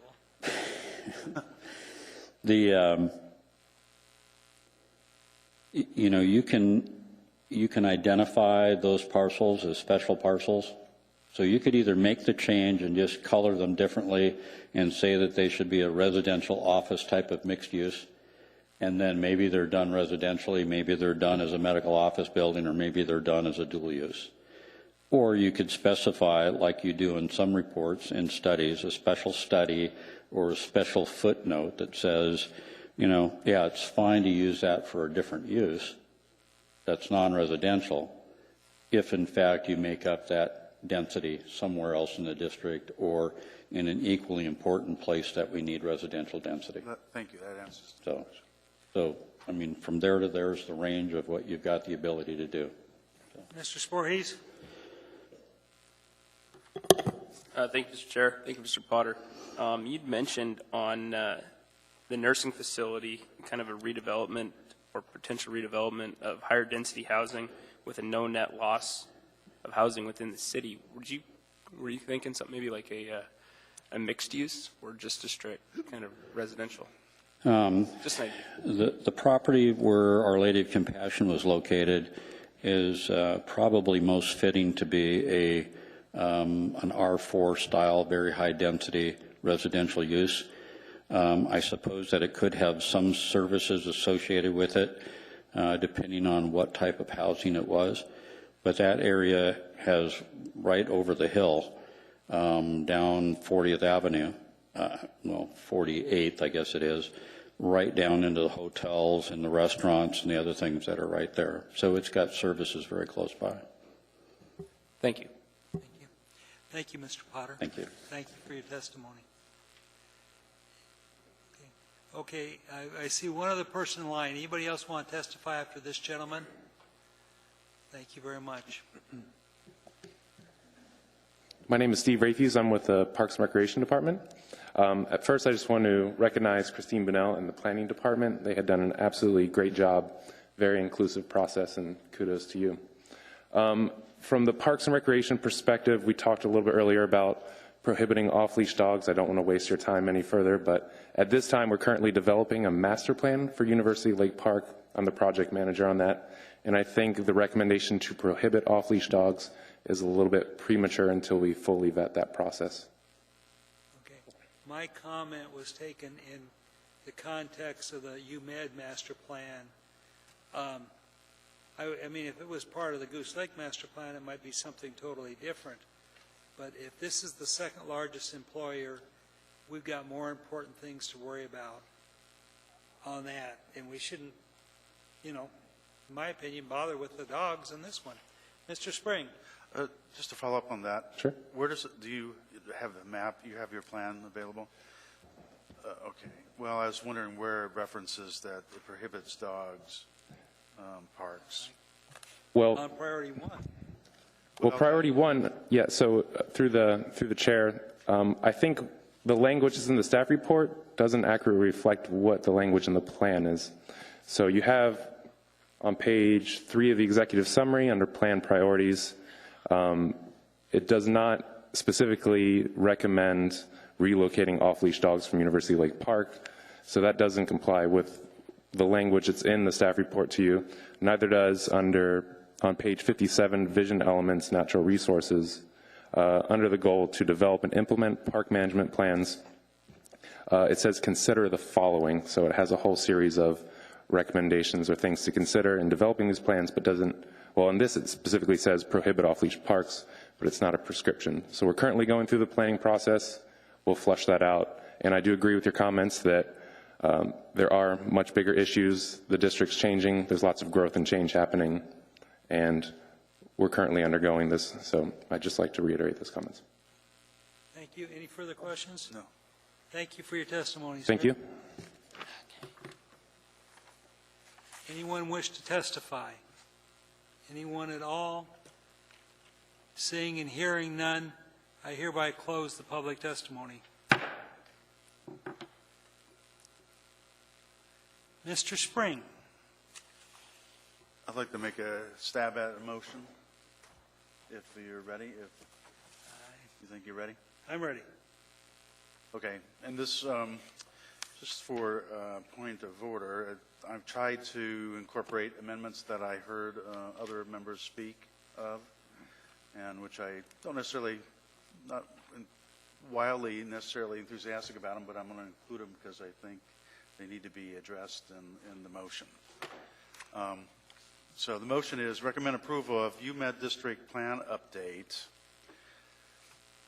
with the exception of the land use map on page 57, which will be reviewed more extensively in a future meeting. Excuse me? Is that, did I get the page wrong? Yes, I got the page wrong. Thank you. 67. Thank you, Brandon. Subject to the following amendments. I'll list these slowly here for the Secretary. All comments on the issue response summary agreed to by staff, which was laid on the table tonight. 2, delete street design standards references on page 46 and the implementation section on page 80. 3, delete recommendation for new staff position on page 54. 4, revise all references to Northern Access Study that contradict Planning and Zoning Commission resolution, and reference was October 6th. Specifically, mention of roundabouts on page 48 and additional descriptions on page 21. It's October 5. It's Sorry? October 5. 5 what? October 5th, sorry, okay. Amendment number 5, reordered plan priorities, University Lake Park Master Plan to priority number 7. 6, delete references to fresh food access. 7, resolve conflict between design guidelines on pages 42 through 46 with Title 21 design guidelines. 8, delete reference to park and ride parking on page 80, and I can talk about that one. 9, delete plan implementation recommendation to prohibit off-leash dogs on page 57.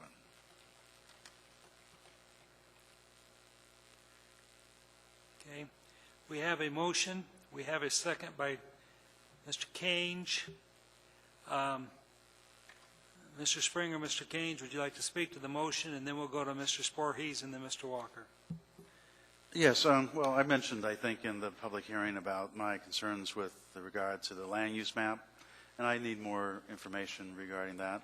Plus, I heard another comment from the public regarding potentially an idea about either rezoning or adding transfer development rights to a couple parcels along Piper Street. I'd like to discuss that a little bit more length. I'm not ready to make a decision on that one particularly. The other comments, I think, were pretty much what I heard from other people. The only new one is the delete reference to park and ride parking on page 80. To me, that's been discussed extensively as a part of the Northern Lights project, and it was rejected at that time as one of the TDM measures. The reality is that if you're going to build parking outside of the UNIMED district to accommodate the traffic in and out and then bus them in, you're going to have a pretty large parking lot somewhere near that, the UMed district, which is going to have to be not going to be pretty, and I think it's not a good idea. I'd just like to see it deleted. Okay. Mr. Keynes, do you have anything to say? Thank you, Mr. Chair. I just tend to support this motion. I think that Commissioner Spring has captured the bulk of the comments, not only that were presented to us in public testimony, but by the commissioners as well. Thank you very much. Mr. Sporhees, then Mr. Walker, then Ms. Dean, then Mr. Robinson. Mr. Sporhees. Thank you very much, Mr. Chair. I'll be supporting the motion, but didn't know if I could add an additional amendment.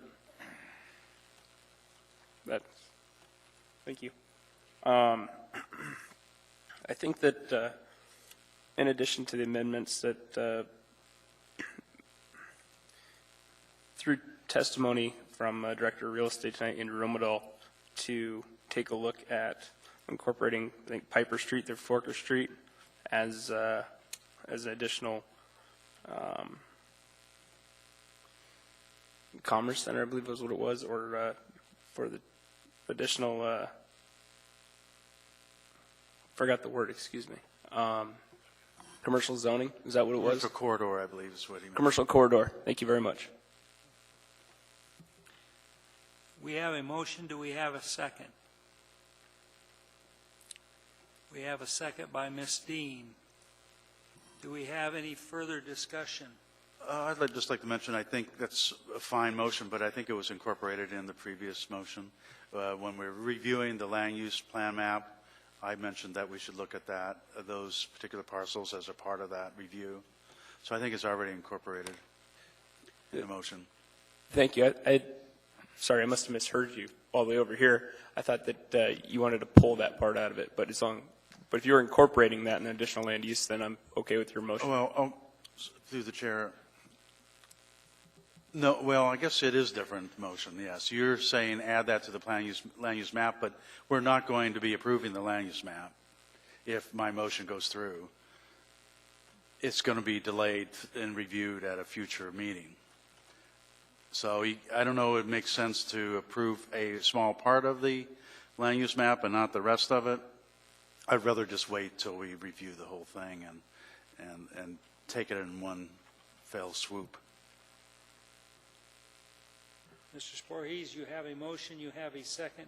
Do you wish to continue with your motion? Thank you, Mr. Chair. In light of what Commissioner Spring just mentioned, I think as long as that is on the record that the Forker and the Piper Street will be reviewed with the additional land use, I think we got it covered. I'm assuming that you're saying to remove your motion. Sounds good. Thank you very much. Mr. Walker. I tend to support the motion, and especially the spirit of holding off on the land use, the district land use plan at the moment. I think maybe there's a few little tweaks, and I think we heard from some of the stakeholders what those tweaks are. With that said, I was thinking of lumping on an amendment for a 7.1.b to get this density transfer issue memorialized.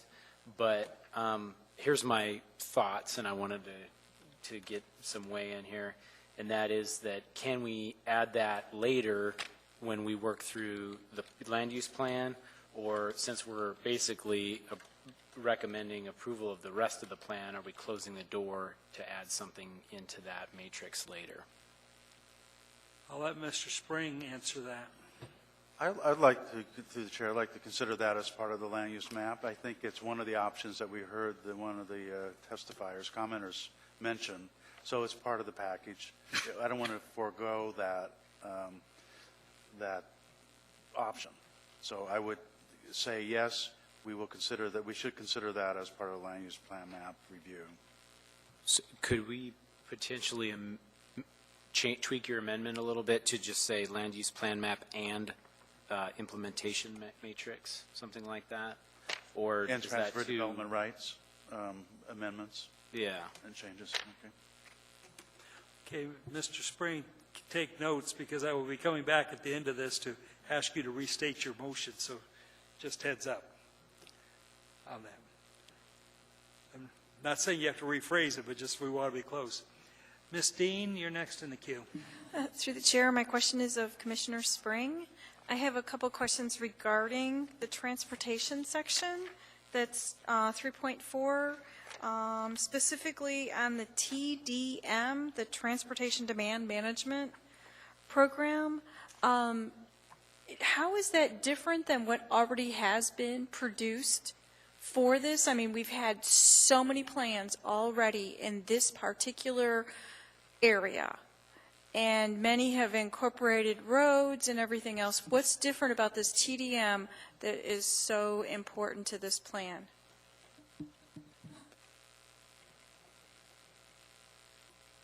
Through the chair, that's a good question.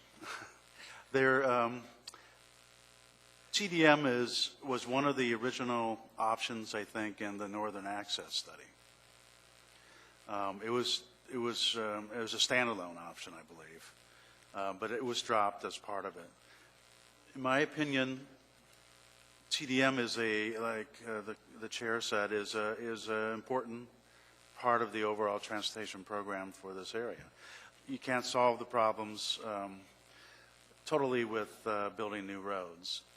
That's always been my position anyway. You need to have a multi-prong approach. There's institutional areas like this usually have a TDM management plan in place.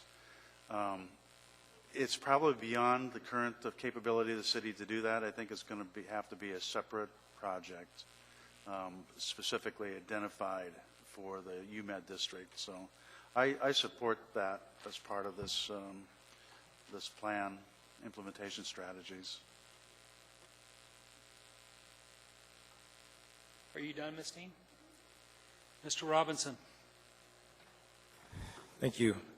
I think Mr. Spring has brought forward some good recommendations. I for one, am not ready to pass a resolution in support of a plan that doesn't have a land use plan map. I mean, I think by you calling out the issues, and I've written some out, I'd like some further analysis on those things before I feel comfortable. I think it's fairly common that we ask staff to do an issue response and base our then amendments, based on that vetting. The land use plan map, as far as I can tell, is the most important part of this document when it comes to our future analysis of development issues within the area. I also heard such things as one that you brought up. I became a lot more enlightened when APU shared some of their ideas. I mean, then I started to understand how the area could potentially develop. I started to understand road networks that wasn't just the Northern Access Network, but were the other networks that went off of that brought forward lands for development. I know there's a risk to showing that on a plan and then being fearful that whatever's shown on the plan, it either has to be like that or it departs from the plan. But that said, that's what planning is. You have a sense of where you're going to put that, that development. I heard several good points by Mr. Romerdahl that's been brought forward, a density transfer, whether or not the area along Tudor ought to just be changed, or whether or not there ought to be areas that have kind of a special hashed mark that says you can do a density transfer. That needs more vetting right now. We're not going to figure that out here tonight. whether or not office is supported at the community center, given that Providence owns that. I think it's realistic to say that in the future, if Providence owns it, it's likely not to be a strip mall long term.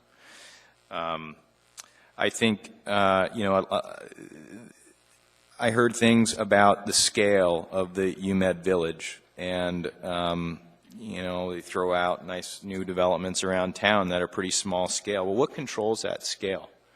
I mean, so you have a rustic goat there. Well, what's the right, what's the right scale? Does it matter? Do we need to evaluate that? But clearly, I can see if I'm in the community, I kind of buy off on that. If I see suddenly a whole bunch of larger retail, straight retail, it changes the nature of the plan. Nothing really, it's pretty silent on that. Housing, I'm still confused as to whether we're talking about housing for the universities, housing in the broader sense, anything, just whatever the market dictates, and where those areas are. It's still not clear to me. So I think with those, I have some issues. I'd like to ask staff to respond to those issues that have been fleshed out here tonight. I am, if I'm asked to support this motion right now, I'm not going to support it. I would propose and support a motion to postpone until some of those issues are vetted at a very near future meeting. Thank you. Okay. We have a motion by Commissioner Robinson. Do we have a second to that motion? I didn't actually make the motion yet. I just Okay. Well, he didn't make a well, are you going to make a motion or not? We have a motion. We have a second by Mr. Walker.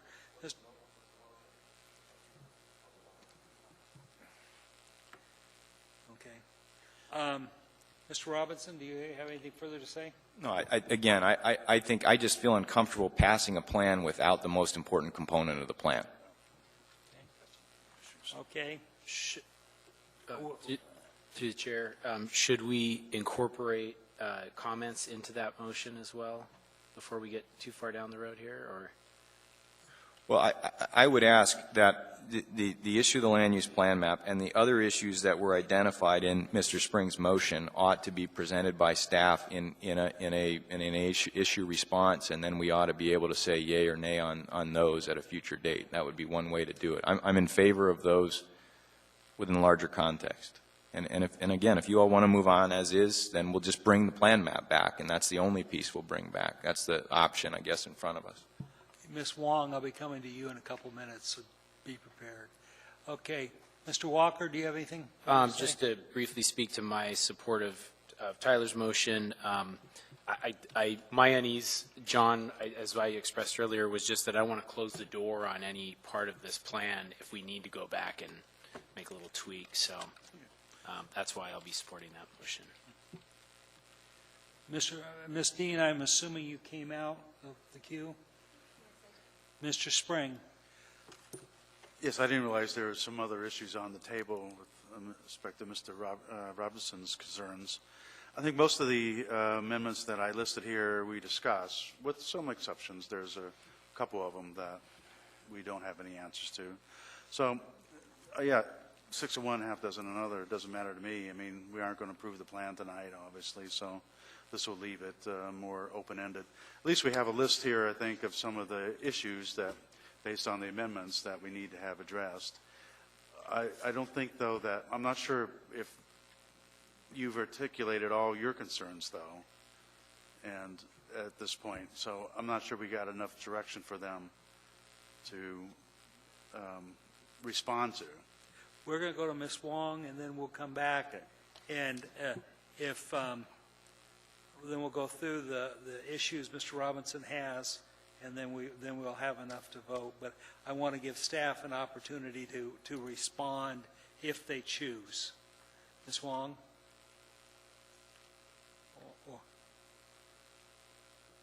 The staff does feel that the land use plan map is one of the vital pieces of any district or neighborhood plan.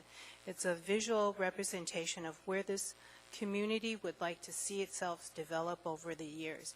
So without that piece in, we would agree that looking at the land use plan map, as well as allowing us to look at the proposed list of amendments here by the commission and provide you with some responses and maybe ways to address some of these concerns before taking action on the plan. Okay, thank you very much. Mr. Robinson, an attempt to clarify this, the issues you want to be resolved are the amendments or the issues that were in the Springs motion, and what other ones do you have there that you want to? Is that a clear? I'm just trying to make sure we get them listed, and so you had a good list, and so we're letting Mr. Robinson steal your list.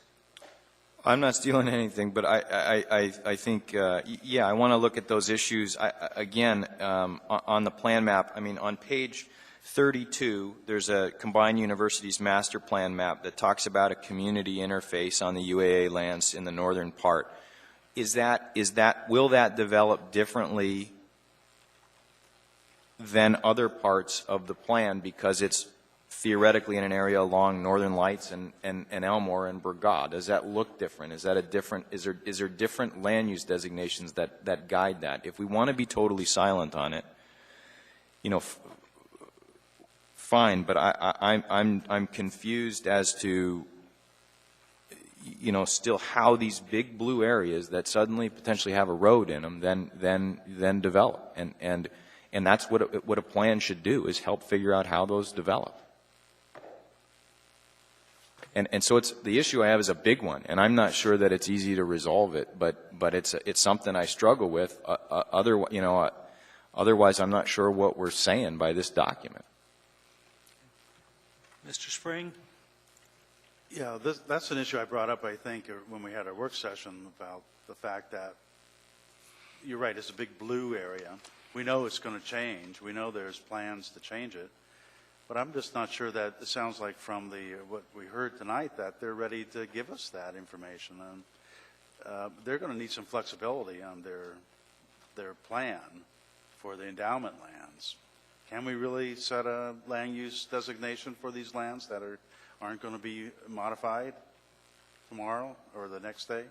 I just don't see how we can do that. It just doesn't sound like they are at a stage where they can give us more details to do the detailed land use designations we need to do. But I agree, the plan is just kind of a placeholder to some extent. So, trying to bring clarity to this issue, we've got a postponement. We've got a motion to postpone by Mr. Robinson, seconded by Mr. Walker. And the questions that we want staff to get back to us on are the changes to the plan that Mr. Springs suggested in his motion. Is that a fair restatement of what we're asking staff to do?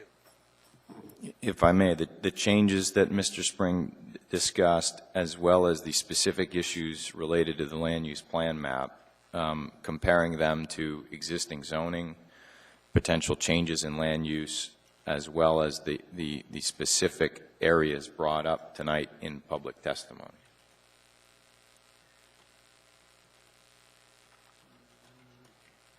Madam Clerk, do you have the information you need to?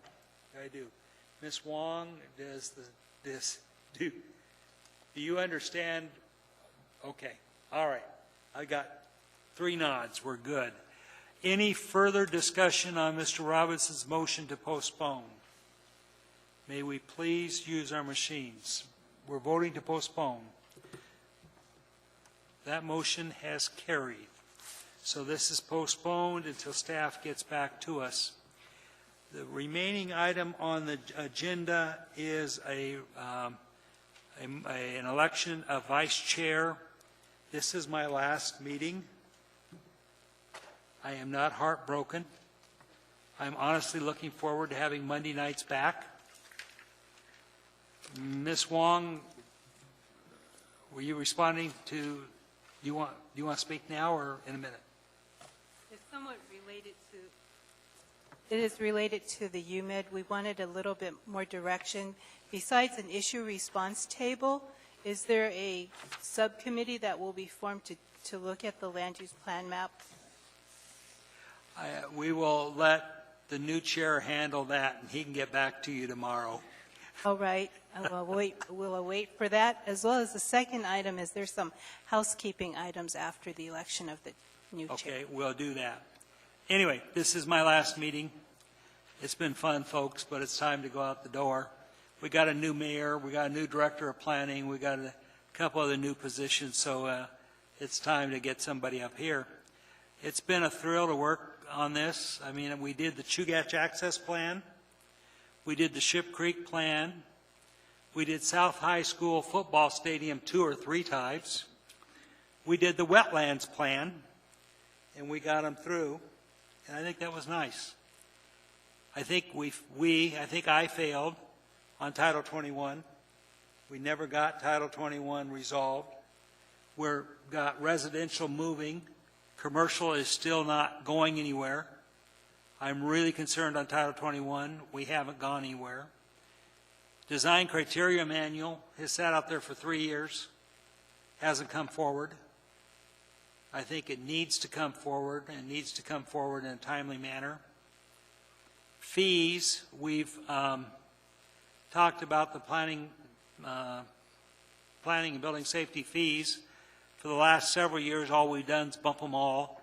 I think we need to sit down and look at those fees on a case-by-case basis and raise some, lower some, and do something like that. I'd like to thank Lori for her help. She's been a great asset up here. She still has a problem when there are 3 people talking to me. She wants to talk to me too, and it gets to be a challenge. To Tyler, I will tell him that at some point in time, there'll be 150 people out there looking at you with bated breath. You have lost your thought. You don't know where you are. You'll look to your right to your fellow commissioners, and they're looking at you with anticipation. You look to your left, they're looking at you with anticipation. You don't know what to do. At that point in time, just glance up there and ask staff if you have a comment. Erica does a great deer in the headlights look, if you ever do that. And by that time, everybody will look at Erica or Carol, and you can come up with a thought. I'd like to thank the staff. I haven't always agreed with you. Normally, I think we've all been fighting for the same thing. We have slightly different visions, and I understand that. I appreciate the long hours and difficulty of dealing with this. This commission does not always clearly convey what we want done. I understand that, because I'll get a phone call a day or 2 later saying, what did we really want, or what did you want from us? And that's important. I'd like to thank my fellow commissioners. I think we've made a good team. I mean, individually, I fought with every one of you. One of the comments from Chair is one of the best parts of this job is your fellow commissioners. One of the worst parts of this job is your fellow commissioners. And some of you have on both lists on some nights. I want you to know that. But I really appreciate that, and I think the diversity of talents and skills we bring helps out.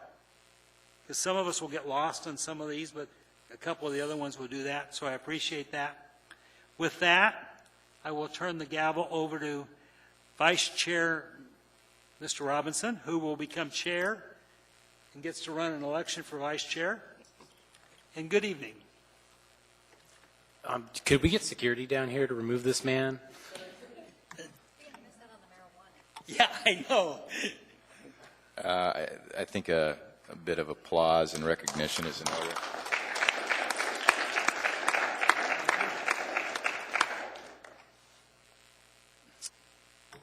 Thanks, Jim. And I think you have like stellar attendance. I mean, I think if you, over 9 years, you probably have missed, what, 3 meetings? Oh, not many.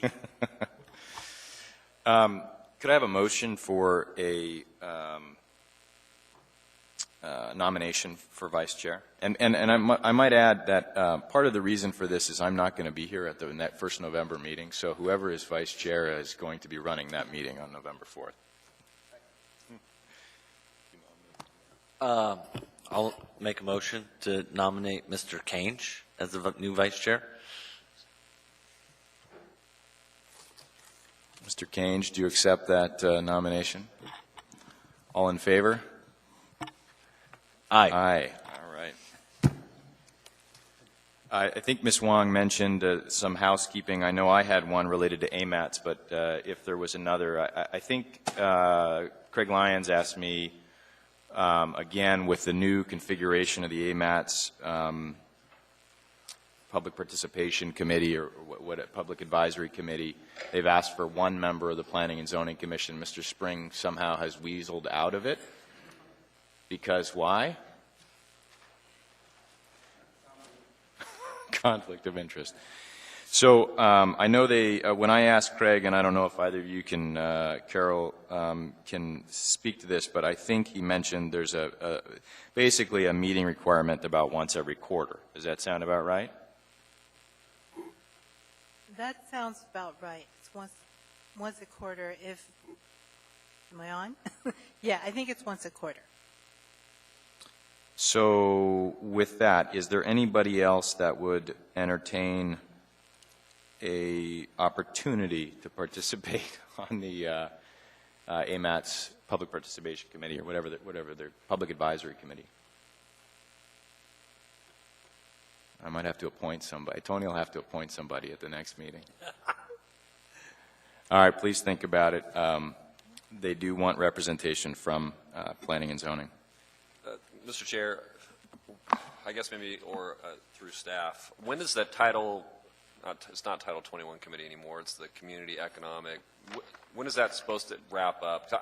I'm just committed to that. I would volunteer for this AMATS assignment, but I'm already pretty heavily committed to that. We've been meeting, aside from this last week, once a week, as you know, which I don't mind doing, but if it coincides with that ending, and I can probably pick something up once a quarter and not be too big of a burden. That committee, the Economic and Community Development Committee, Assembly Committee, has a growing list of issues that they are adding to what that committee will be addressing. They meet when the issue has reached a certain stage and is ready for committee discussion. I can't speak to how Ms. Dembowski plans to schedule future meetings, but she will call them as the issue is ripe enough for them. Okay. Mr. Chair, can you explain something to me? I'm not sure I understand what's happening with Title 21, or does anybody really? I read in the paper that they're introducing an ordinance at the Assembly, and there's some discussion in the paper about that. Do you know what ordinance that is and who did that, and have we seen that and we reviewed that? Yeah, and I think Tony can jump in as well as needed. But we saw two ordinances come through this body, and I get the numbers wrong. AO 2015 49 and 59, I believe they were. One was kind of staff proposed amendments. Another one was brought forth from a separate group. That was like 3 months ago. And then those ordinances were referred to this Assembly Committee, on which Tony and I participate as well. And effectively then they have been merged into one ordinance to make sure that there was neither conflict nor just the confusion of having two Title 21 ordinances going through at the same time. So AO 2015-100, which is up for Assembly action, I believe, tomorrow night, is the merging of those ordinances. Were there changes that from what we reviewed? Because the reason I asked is when I read the article, they said something about eliminating the chattel part of the design standards. Well, I'll ask. I believe we did that in our. That's why I'm confused. It sounded like something was deleted in that we didn't review. And I believe the change there, and I'm not sure how it came out from our action, but I believe the change, as I understand the comments in the paper, are that your measurement of whether or not you have the neighborhood protection standards is not the existing zoning, but it's what is in the land use plan map. So in other words, if you have R3 next to R1, but the whole area has been identified as a high-density area in the plan map and the adopted plan map, then you wouldn't have to protect R1 because you've indicated in your plan map that you want to change to a certain land use. And so what it really does is it puts the importance on the plan map. So I mean, I don't agree that with the comment that's made in the paper, but that's my opinion. I don't think that's the change I believe they're referring to, though. Well, that's, that makes sense now. That makes sense. I think I understand better.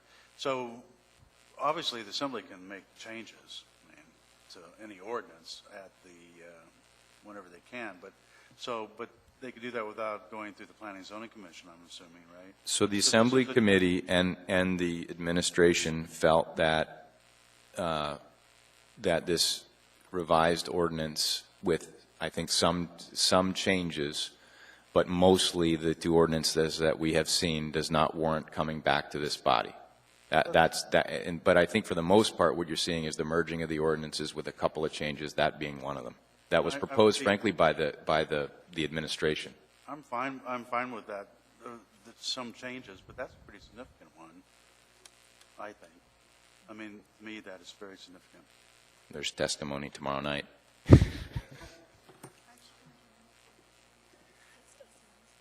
Stacy, do you want to say something about your term on the record?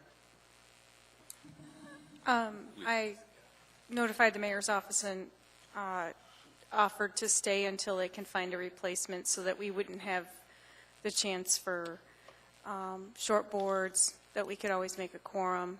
I've heard, though, through the grapevine that there has been applications for the Planning and Zoning Commission, so maybe it'll only be for a month or so that I have to stick around. So we'll see.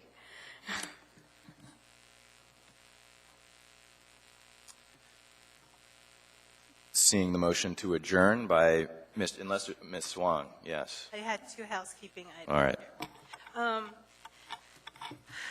The school district has a CIP working committee, and they remembered that the Planning and Zoning Commission wanted to be involved earlier, and this would be part of the development of the CIP for next year's, to bring to you early next spring.